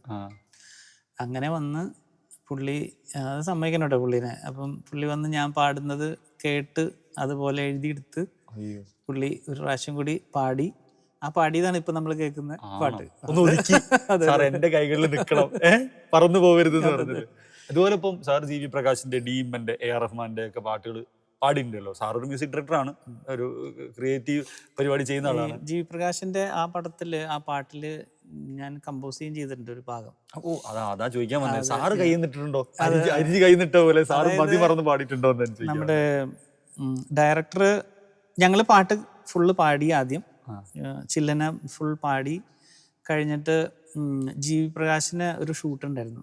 ഓക്കെ. അപ്പോൾ ജി വി പ്രകാശ് പറഞ്ഞു, sorry man, I need to go, അപ്പോൾ യു ഒന്ന് കേട്ടിട്ട് എന്തൊക്കെയാ വെച്ചാൽ ചെയ്തിട്ട് പോയാൽ മതി കേട്ടോ, ഞാനൊന്ന് പോയിക്കോട്ടെ എന്ന് പറഞ്ഞിട്ട് പുള്ളി പോയി. ഞാനത് വീണ്ടും കേട്ട് വേണ്ടുന്ന കറക്ഷനൊക്കെ ചെയ്ത് എല്ലാം, പിന്നെ കുറച്ച് ഹാർമണിയൊക്കെ ആവശ്യമുള്ള സ്ഥലങ്ങളിലൊക്കെ അതൊക്കെ സെറ്റ് ചെയ്ത് ഇങ്ങനെ ഇരിക്കുന്ന നേരത്ത് ഡയറക്ടർ ഉണ്ടല്ലോ നമ്മുടെ ആറ്റ്ലി, അപ്പോൾ ആ സമയത്ത് ഞാനൊരു തമിഴ് പ്രൊജക്റ്റ് കമ്മിറ്റ് ചെയ്തിട്ടുണ്ടായിരുന്നു. അത് നമ്മുടെ ആറ്റ്ലി അസിസ്റ്റൻ്റ് ഡയറക്ടറായിട്ടും ഞാൻ ചെയ്യേണ്ടിയിരുന്ന പടത്തിൻ്റെ ഡയറക്ടർ എന്ന് പറഞ്ഞാൽ ആർട്ട് ഡയറക്ടറാണ് നമ്മുടെ ശങ്കർജിയുടെ പടത്തിലെ ആർട്ട് ഡയറക്ടർ ആയിട്ടുള്ള അദ്ദേഹത്തിൻ്റെ ഒരു സിനിമയാണ് ഞാൻ ചെയ്യാൻ. അപ്പോൾ ആറ്റ്ലി എൻ്റെ അടുത്ത് ചോദിച്ചു, മറ്റേ മുത്തു സാറിൻ്റെ പടം അൽഫോൺസ് ചെയ്യുന്നുണ്ടല്ലേ എന്ന് പറഞ്ഞു. അപ്പം ഞാൻ പറഞ്ഞ ഞങ്ങൾ ഡിസ്കഷൻ നടന്നുകൊണ്ടിരിക്കുകയാണ്. അപ്പോൾ പറഞ്ഞു, മുത്തു സാർ എൻ്റെ അടുത്ത് പറഞ്ഞായിരുന്നു അൽഫോൺസാണ് മ്യൂസിക് ചെയ്യുന്നതെന്ന് പറഞ്ഞു. അപ്പോൾ എന്നിട്ട് എൻ്റെ അടുത്ത് പറഞ്ഞു, അൽഫോൺസ് എനിക്കൊരു ഉപകാരം ചെയ്തു തരാമോ വെച്ചു. ഞാൻ പറഞ്ഞു, എന്താ, എനിക്കിതിനകത്തൊരു കേരള മൂടുള്ളൊരു സംഭവം വേണം. ഇപ്പൊ പാടാൻ പോയ ആ പാട്ടില് സില്ലനെ എന്ന മഴത്തുള്ള നിലയത്ത് ഒരു മലയാളം ഫ്ലേവറിലുള്ള ഒരു ഭാഗം എനിക്ക് വേണം. Can you compose it for me എന്ന് വെച്ചു. ഞാൻ പറഞ്ഞു, ട്രൈ ചെയ്ത് നോക്കാം. അത് ഞാൻ നേരെ കയറി തന്താര തന്താര തരര തരര തരരാര തരരാര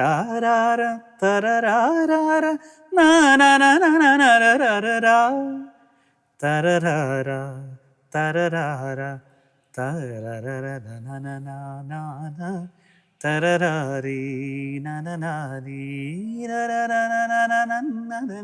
അപ്പൊ ഇങ്ങനെ ഒരു ഭാഗം ഞാൻ പാടി കൊടുത്തു. അപ്പൊ അത് റെക്കോർഡ് ചെയ്തു. പറഞ്ഞു, നമുക്ക് ഇതിൻ്റെ ഒരു മലയാളം ലിറിക്സും കൂടെ എവിടുന്ന് നമുക്ക് കിട്ടും. അപ്പൊ ഞാൻ കുറെ നാട്ടിലേക്ക് വിളിച്ച് കുറെ നമുക്ക് പരിചയമുള്ളവരൊക്കെ വിളിച്ചു നോക്കിയിട്ട് എല്ലാവരും തിരക്കാ, എല്ലാവർക്കും ഒഴിവില്ല. അപ്പൊ ഞാനൊരു എന്താ പറയാ, ഒരു അരതായ്മ ഞാൻ ചെയ്തു. ഞാൻ പുള്ളിയോട് പറഞ്ഞു, ഞാനൊന്ന് ട്രൈ ചെയ്ത് നോക്കട്ടെ. ട്രൈ ഞാൻ പെട്ടെന്ന് ഓർക്കാൻ, തരിവള കിലു കിലു കിലുക്ക് തരിമിന്നാരം തരി പുന്നാരം ഇത് മധുര മധുര കരിമ്പ് മൃദുപാണി നിൻ ഹൃദയ വനിയിലൻ ഗാനം ശ്രുതിയായി ജതിയായി നുണരുമോ എന്നറിയാൻ മോഹം. അങ്ങനെ അവർ പാട്ടിന്റെ ഇടയിൽ ഒരു സാധനം സാറായിട്ട് പണിത് വെച്ചു. ജി വി പ്രകാശ് എന്ന മെയിൻ ആശാരിക്ക് ഇഷ്ടപ്പെട്ടു. പുള്ളി അതിനകത്ത് കുറെ സാധനങ്ങൾ ഫ്ലേവേഴ്സ് ഒക്കെ ആഡ് ചെയ്ത് അതിന്റെ ഋതുവും സാധനങ്ങളൊക്കെ. അപ്പൊ ഞാൻ പാടുന്ന സമയത്ത് ഒന്നും ഉണ്ടായിരുന്നില്ല, ജസ്റ്റ് ക്ലിക്ക് ഇട്ടിട്ട് പാടിയത്. പുള്ളി അതിന്റെ ബാക്ക് ഇതെല്ലാം അത് ക്രെഡിറ്റ് ഇല്ല. ഞാനത് പിന്നെ ആ സമയത്ത് അത് വിട്ടുപോവുകയും ചെയ്തു അതിനെ കുറിച്ച്. പിന്നെ പിന്നീടാണ് ആലോചിച്ചത്, അയ്യോ അത് ശരിക്കും പറഞ്ഞ ക്രെഡിറ്റ് നമുക്ക് പറഞ്ഞത് ചെയ്യാമായിരുന്നു. കാര്യം ലിറിക്ക് എഴുതിയിട്ടുണ്ട്. ഒരു പോർഷൻ ഏരിയ മൊത്തം ഉണ്ടാക്കി. അത്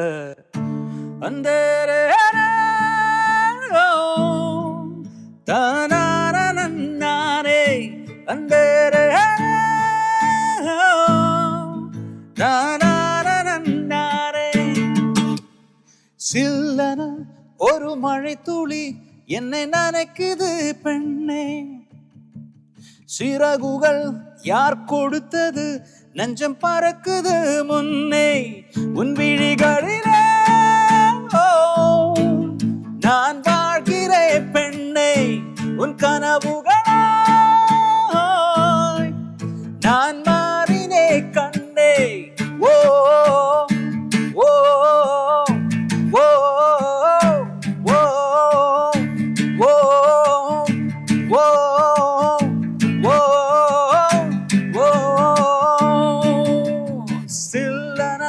ஒரு மழை துளி என்னை நனைக்குது பெண்ணே, சிறகுகள் யார் கொடுத்தது நெஞ்சம் பறக்குது முன்னே.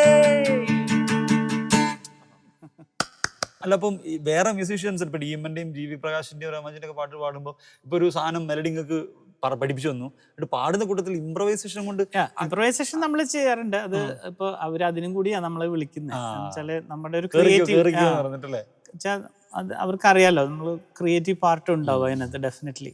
കാര്യം നമ്മുടെയും കൂടെ ഒരു സോങ് പോലെയാണല്ലോ അത് നമ്മൾ ചെയ്യുന്നത്. അപ്പോൾ അതൊക്കെ കണ്ട് തന്നെയാണ് അവർ വിളിക്കുന്നത്. ഞാൻ അത് കഴിഞ്ഞ് തെലുങ്കിൽ പാടി, തമിഴിൽ തന്നെ പല ആൾക്കാർക്കും വേണ്ടി പാടിയിട്ടുണ്ട്. അപ്പം ആ സമയത്തൊക്കെ അങ്ങനെ ഇത് അങ്ങനെയായിരുന്നില്ല, ഇത് ശരിക്കും പ്യൂർലി. അപ്പം എനിക്ക് ഭയങ്കര സന്തോഷമായതെന്ന് വെച്ച് കഴിഞ്ഞാൽ ഒരു ഒരു സംഭവം, നമ്മുടെ ഒരു ക്രിയേറ്റിവിറ്റി നമുക്ക് അതിനകത്ത് കൊണ്ടുവരാൻ പറ്റിയല്ലോ. ഇപ്പോൾ സീനിയേഴ്സ് എന്നുള്ള സിനിമയിലേക്ക് വരികയാണെങ്കിൽ അതിലെ ആ ബേസിക്കലി ആ സിനിമ നമ്മൾ ഓർക്കുമ്പോൾ അതിൻ്റെ ഒരു തീമുണ്ട്, നമ്മളെ വല്ലാതെ ഹോണ്ട് ചെയ്യുന്ന ഒരു തീം. അത് സാറാണ് കമ്പോസ് ചെയ്തിരിക്കുന്നത്. അതിൽ വേറെ പാട്ടുകളൊക്കെ വേറെ മ്യൂസീഷ്യൻസ്. അതിൽ ആരാമൻ നിറഞ്ഞ ഞാൻ കമ്പോസ് ചെയ്തത്. ഈ 2 സാധനങ്ങളാണ് ഞാൻ ചെയ്തത്, ആരാമൻ എന്നുള്ള പാട്ടും പിന്നെ ഈ ഡ്രാമ തീമും. അതാണ് ആ സിനിമയിലെ പ്രധാന ഒരു എലമെന്റ്. അത് ആക്ച്വലി അവര് പടം എൻ്റെ അടുത്ത് വരുന്ന സമയത്ത് തന്നെ അവർ പറഞ്ഞായിരുന്നു, അവർ 2-3 മ്യൂസിക് ഡയറക്ടേഴ്സിനെ കൊണ്ടാണ് ചെയ്യിക്കുന്നതെന്ന് അവർ ആദ്യം തന്നെ പറഞ്ഞായിരുന്നു. അപ്പോൾ അങ്ങനത്തെ ഒരു കൂട്ടായിട്ടുള്ളൊരു ഇത് എന്നുള്ള ജയചന്ദ്രനും സാറും ജാസി ഗിഫ്റ്റ് ഒരു പാട്ട് ചെയ്തിട്ടുണ്ട്. അപ്പോൾ ഞാൻ ചെയ്തത് ഈ ആരാമം നിറഞ്ഞ്, പിന്നെ അതുപോലെ ഡ്രാമ തീം. അപ്പോൾ ഡ്രാമ തീം ആക്ച്വലി എനിക്കൊരു ഭയങ്കര ഇൻട്രസ്റ്റിംഗ് ആയിരുന്നു. കാര്യം വെച്ചാൽ അവർ ആ ഇത് പറഞ്ഞപ്പോൾ എനിക്ക് എൻ്റെ ചെറുപ്പകാലത്തിലേക്ക് ഞാൻ പോയി. കാര്യം ഞാൻ നേരത്തെ ലിയോയുടെ കാര്യം പറഞ്ഞല്ലോ. അപ്പം ഞങ്ങളൊക്കെ ഒരു ലിറ്റിൽ തിയേറ്റർ എന്ന് പറഞ്ഞിട്ട് എറണാകുളത്തൊരു ഡ്രാമ ഇതുണ്ടായിരുന്നു, തിയേറ്റർ ഗ്രൂപ്പ് ഉണ്ടായിരുന്നു. അപ്പം അവരുടെ കൂടെ ഞങ്ങൾ കുറേ പ്രോഗ്രാംസ് ചെയ്തിട്ടുണ്ട്. അപ്പം അവർക്ക് വേണ്ടി ഞാൻ മ്യൂസിക്കും ചെയ്തിട്ടുണ്ട്. അവരുടെ ഒരു ഇച്ചിരി മോഡേൺ ഡ്രാമകൾ അതെല്ലാം. അപ്പോൾ ആ ഒരു തോട്ട് പ്രോസസ്സ് എനിക്ക് വന്നത്. കാര്യം സിമിലർ കൈൻഡ് ഓഫ് ഒരു വിഷ്വലൈസേഷനും കാര്യങ്ങളൊക്കെ ഇതിനകത്തുണ്ട്. അപ്പോൾ എനിക്ക് ഭയങ്കര ഇൻട്രസ്റ്റ് ആയിരുന്നു ഇത് ചെയ്യണം എന്നുള്ളത്. അങ്ങനെയാണ് അതിൻ്റെ ഒരു തീം ഡെവലപ്പ് ചെയ്യുന്നത്. പക്ഷെ ആ തീം ശരിക്കും പറഞ്ഞാൽ ആ സിനിമയിലെ ഒരു പ്രോമിനന്റ് ക്യാരക്ടറായിട്ട് വന്നത്. ആ മൂവിയില് എസ്പെഷ്യലി അതിൻ്റെ ഒരു സസ്പെൻസ് ഇതിലേക്കൊക്കെ പോകുന്ന സമയത്ത് അതിലൊക്കെ ഈ തീമാണ് മെയിനായിട്ട് അവർ യൂസ് ചെയ്തിരിക്കുന്നത്. പിന്നെ എനിക്ക് ബാക്ക്ഗ്രൗണ്ട് സ്കോർ വേറൊരാളായിരുന്നു, പക്ഷെ ഈ തീമിന്റെ എലമെന്റ്സ് അവർ അതിനകത്ത് യൂസ് ചെയ്തിട്ടുണ്ട്.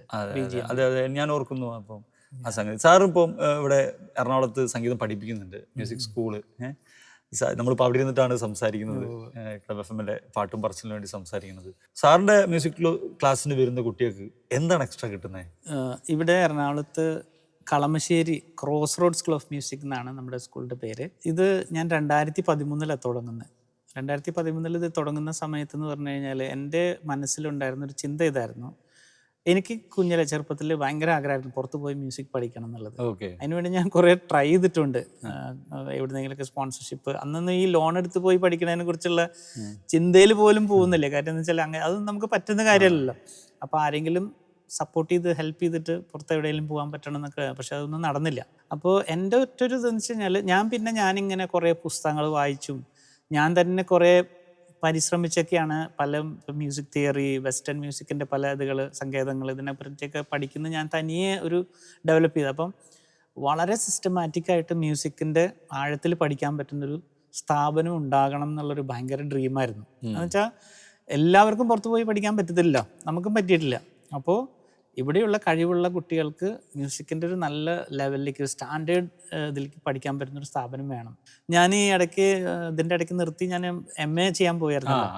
അപ്പോൾ MA പഠിച്ചപ്പോഴാണ് എനിക്ക് വേറെ കുറേ കാര്യങ്ങൾ എനിക്ക് മനസ്സിലായത്. അതായത് നമ്മളുടെ എഡ്യൂക്കേഷൻ സിസ്റ്റത്തിൽ കുറേ ഗ്യാപ്സ് ഉണ്ട്. എന്ന് വെച്ചാൽ ഈ നമ്മളിപ്പോൾ പറയുന്ന സോക്കോൾഡ് MAയും BA ഒക്കെ പഠിച്ചു വരുന്ന ആൾക്കാർക്ക് ഇൻഡസ്ട്രിയിലേക്ക് വരാൻ പറ്റുന്നില്ല. അവര് ഇതെല്ലാം കഴിഞ്ഞ് വന്ന ഒന്നെങ്കിൽ ടീച്ചറാവണം, അല്ലെങ്കിൽ കച്ചേരി, അങ്ങനെയുള്ള കാര്യങ്ങൾ. ഇപ്പം ഈ ഒരു കാലഘട്ടത്തിൽ അത്രയും ഓപ്പർച്യൂണിറ്റീസ് ഇല്ലല്ലോ. ടീച്ചറാവണമെങ്കിൽ പോലും അതിനുള്ള ഓപ്പർച്യൂണിറ്റീസ് വളരെ കുറവാണ്.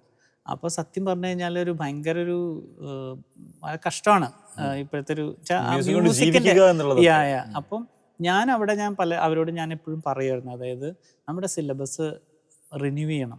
അതായത് ഇപ്പോഴത്തെ ഇൻഡസ്ട്രിയിൽ ആവശ്യമുള്ള കാര്യങ്ങൾ കൂടെ വെസ്റ്റേൺ മ്യൂസിക്കിൻ്റെ എലമെൻസും വേണം, ടെക്നോളജിയുടെ എലമെൻസ് വേണം. ഞാൻ അന്നിങ്ങനെ ഞങ്ങളുടെ ഡിപ്പാർട്ട്മെൻറ്റ് ഹെഡിനോടൊക്കെ ഞാൻ എപ്പോഴും ഇങ്ങനെ സംവദിക്കുമായിരുന്നു ഈ ഒരു കാര്യങ്ങളെക്കുറിച്ച്. അപ്പോൾ ജലജ വർമ്മ എന്ന് പറഞ്ഞ ടീച്ചറാണ് എൻ്റെ അടുത്ത് പറഞ്ഞത്, എടോ തനിക്ക് ഇത്രയൊക്കെ മൈൻഡിൽ ഇത്രയും ചിന്തകളും കാര്യങ്ങളൊക്കെ ഉള്ളത്, താൻ തനിയെ ഒരു സംഭവം ചെറുതായിട്ട് തുടങ്ങിയാൽ മതി, പക്ഷെ അതൊക്കെ ദൈവം അതിങ്ങനെ വലുതാക്കിക്കൊള്ളുമെന്ന് പറഞ്ഞു. അങ്ങനെയാണ് ഞാൻ ഇങ്ങനെ ക്രോസ് റോഡ്സ് എന്ന് പറഞ്ഞ സ്ഥാപനം തുടങ്ങുന്നത്. ഒരു പിയാനയും 2-3 ഗിറ്റാറും ഒക്കെ ആയിട്ട് തുടങ്ങിയതാണ്. പക്ഷെ ഇന്ന് നമ്മൾ തിരിഞ്ഞു നോക്കുമ്പോൾ ഡിപ്ലോമ ലെവലിലുള്ള ഒരു 1 ഇയറിൻ്റെ ഒരു ഡിപ്ലോമ ലെവലിലുള്ള മ്യൂസിക് കോമ്പസിഷനിലേക്കും അല്ലെങ്കിൽ സൗണ്ട് എഞ്ചിനീയറിംഗിലേക്കൊക്കെ വരാൻ ആഗ്രഹിക്കുന്ന ആൾക്കാർക്ക് കൃത്യമായിട്ടുള്ള ഒരു ഗൈഡ് ലൈനോട് കൂടെ ആ ഇൻഡസ്ട്രിയിലേക്ക് എത്താൻ പറ്റുന്ന രീതിയിലുള്ള ഒരു കോഴ്സ് നമ്മളിവിടെ തുടങ്ങിയിട്ടുണ്ട്. ഒരു ഏകദേശം ഒരു 600ഓളം സ്റ്റുഡൻസ് ഉണ്ട് ഇപ്പം നമുക്ക്. 2 ബ്രാഞ്ചുണ്ട്. കളമശ്ശേരിയിൽ മെയിൻ ബ്രാഞ്ച്, പത്തിരിപ്പാലത്ത്, പിന്നെ പനമ്പിള്ളി നഗറിൽ നമുക്കൊരു ബ്രാഞ്ചുണ്ട്. സാറും സാറിൻ്റെ നാട്ടുകാരൻ തന്നെയാണ്, നെല്ലിക്കുന്നുകാരൻ തന്നെയാണ്, ഒരേ ചർച്ചകാരാണ് ജോൺസൺ മാസ്റ്റർ. മലയാളത്തിൻ്റെ അല്ലെ സൗത്ത് ഇന്ത്യൻ്റെ മാസ്റ്റർ ഓഫ് മ്യൂസിക്. നിങ്ങൾ നേരിട്ട് കണ്ടിട്ടുണ്ടോ ജോൺസൺ മാസ്റ്ററെ? കണ്ടിട്ടുണ്ട്.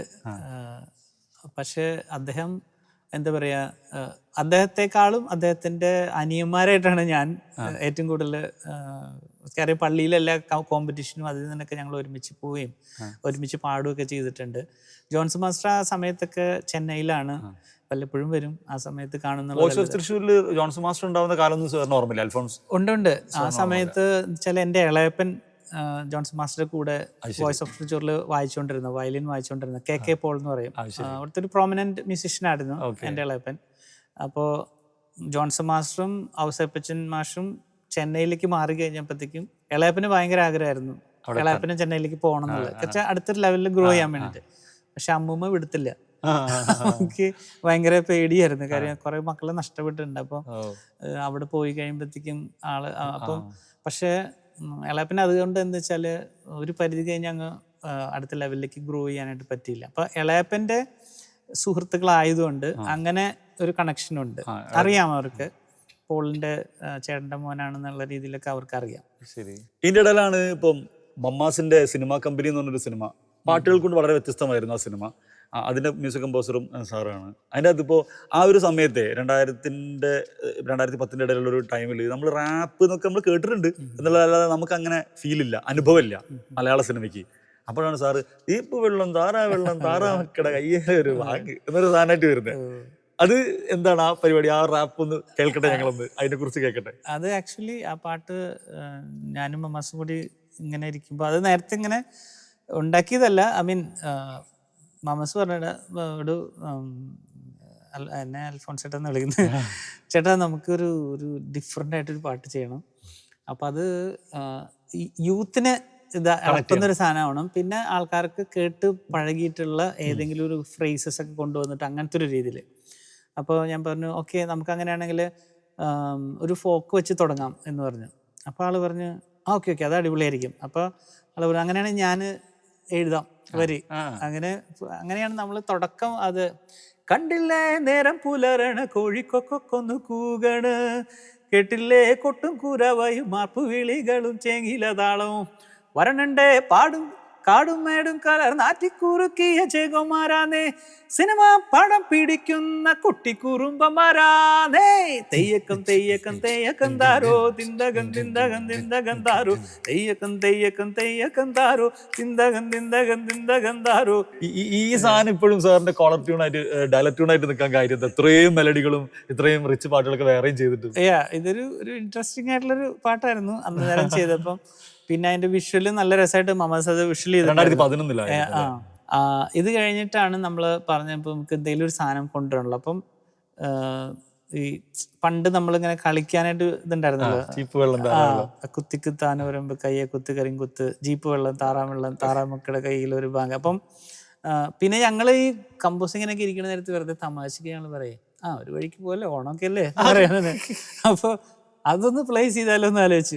അങ്ങനെ അത് ആ ഡയലോഗ് ഇതിന്റെ ഇടയിലേക്ക് കൊണ്ടുവന്നു. അങ്ങനെ ഒരു മൊത്തത്തിലൊരു നമ്മളുടെ അന്നത്തെ കാലഘട്ടത്തിലുള്ള യൂത്തിന്റെ ഒരു വൈബ്, ഒരു സംഭവം. അതെ തന്നെ.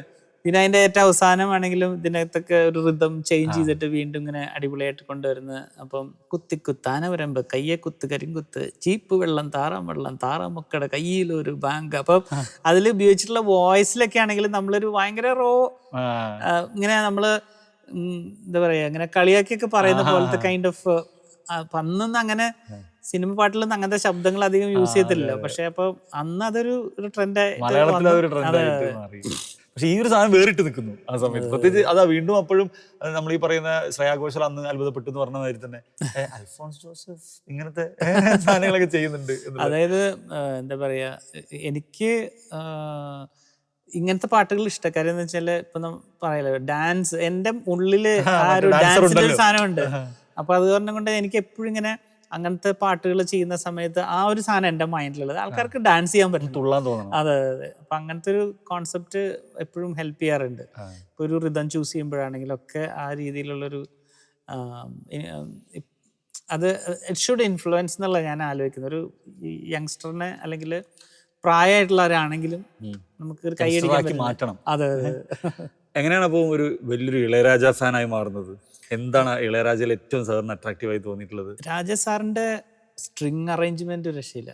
എനിക്ക് ഭയങ്കര ഇഷ്ടമായിരുന്നു. അപ്പം ഞാൻ അതുപോലെ കോഡ് പ്രോഗ്രഷൻസ് ഒക്കെ. അപ്പം ഞാനിങ്ങനെ ഇരുന്ന് അത് പാഠപുസ്തകം പോലെയായിരുന്നു. ഞാനിങ്ങനെ ഓരോ കാസറ്റ് പുതുത് ഇറങ്ങുമ്പോഴും പോയി വാങ്ങിക്കും, എന്നിട്ട് അത് കുത്തിയിരുന്നിട്ട് കോഡ് എഴുതും.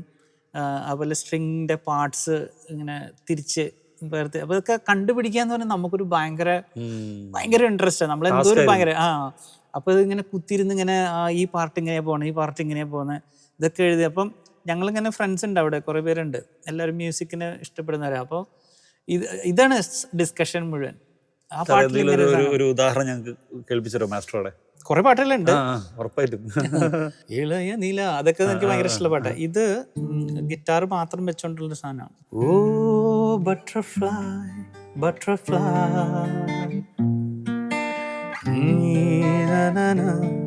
തരരാ, ഓ ബട്ടർഫ്ലൈ ബട്ടർഫ്ലൈ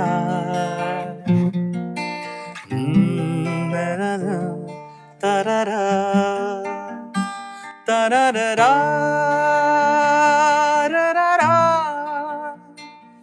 അണൈത്തേ തരരാ തരരാ, ഓ ബട്ടർഫ്ലൈ ബട്ടർഫ്ലൈ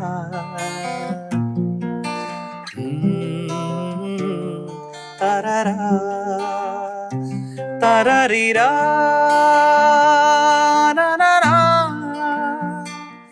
അണൈത്തേനേ തരരാ തരരാ.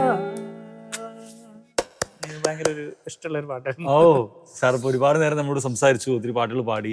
ഇനിയിപ്പം അദ്ദേഹത്തിന് ക്ലാസ്സും തിരക്കുകളും മറ്റുള്ള സംഗീതത്തിൻ്റെ ഒക്കെ തിരക്കുകളുണ്ടെന്ന് അറിയാം.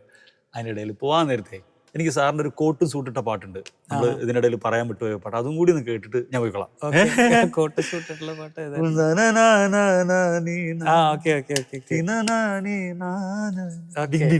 അത് കോട്ട് സൂട്ട് അല്ല, ഞാൻ ഭയങ്കര ഒരു വേറെ വിദേശി പാട്ടായിട്ട് എനിക്ക് ഫീൽ ചെയ്തിട്ടുള്ളേ.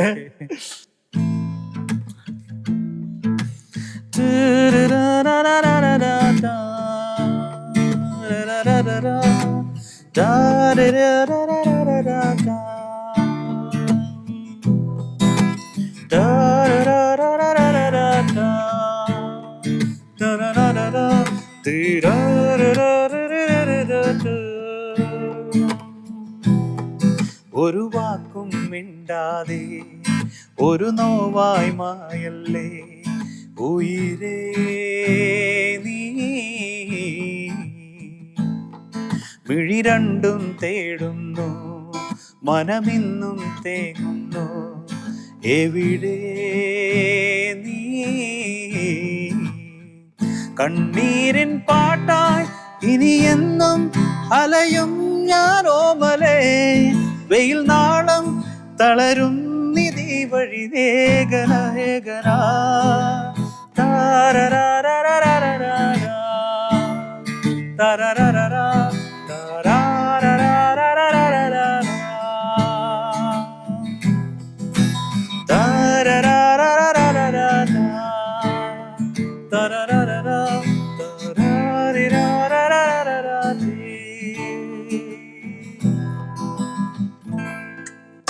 Thank you. കാണാൻ പറ്റിയതിൽ, കേൾക്കാൻ പറ്റിയതിൽ ഒരുപാട് സന്തോഷം. പാട്ടും പറച്ചിലും കൃത്യം പാകത്തിലായിരുന്നു എന്ന് വിചാരിക്കുന്നു. കുറെ പാടി കുറെ പറഞ്ഞു. തീർച്ചയായിട്ടും നല്ലൊരു എക്സ്പീരിയൻസ് ആയിരുന്നു. ഇപ്പൊ കുറെ കാര്യങ്ങൾ വീണ്ടും റീകളക്ട് ചെയ്യാനായിട്ട് പറ്റി. എനിക്ക് നല്ല എക്സ്പീരിയൻസ് ആയിരുന്നു. സാറിന് മലയാള സിനിമയ്ക്ക് വർഷത്തിൽ 1-2 വട്ടമെങ്കിലും കേൾക്കണം എന്ന് ആഗ്രഹമുണ്ട്. തീർച്ചയായിട്ടും അത്തരത്തിൽ സജീവമായിട്ട് സാർ വീണ്ടും നിൽക്കണം. പുതിയ പ്രൊജക്ടുകൾ വരുന്നുണ്ട്, അതിന്റെ തുടങ്ങുന്നേ ഉള്ളൂ. ഞാൻ അതിന്റെ ഇടയ്ക്ക് ഒരു വർഷം പൂനെയിലായിരുന്നു. ഓക്കെ. അവിടെ ഫിലിം ഇൻസ്റ്റിറ്റ്യൂട്ടില് FTI അവിടെ പ്രൊഫസറായിട്ട് ജോലി ചെയ്തു. ഇവിടുത്തെ ഈ ലൊക്കാലിറ്റിയിൽ കാണാം. അവിടെയായിരുന്നു, കംപ്ലീറ്റ് പൂനെയിലായിരുന്നു. കുറേ അവിടെയുള്ള ഡയറക്ടേഴ്സിനെയും അങ്ങനെ കുറേ പേരെയൊക്കെ മീറ്റ് ചെയ്ത് കുറേ പരിചയങ്ങളൊക്കെ ഉണ്ടാക്കാൻ പറ്റി. ഇനിയിപ്പം വരാൻ പോകുന്ന ഒത്തിരി ഡയറക്ടേഴ്സൊക്കെ ഉണ്ട് അവിടെ, എഡിറ്റേഴ്സ് എല്ലാവരും, അവരൊക്കെ ആയിട്ട് കണക്റ്റഡ് ആയി. ഇനി now I want to do something, പുതിയ എന്തെങ്കിലും ചെയ്യണം എന്നുള്ള ഇതിൽ ഉറപ്പായിട്ട് സംഭവിക്കട്ടെ, ഉറപ്പായിട്ട്.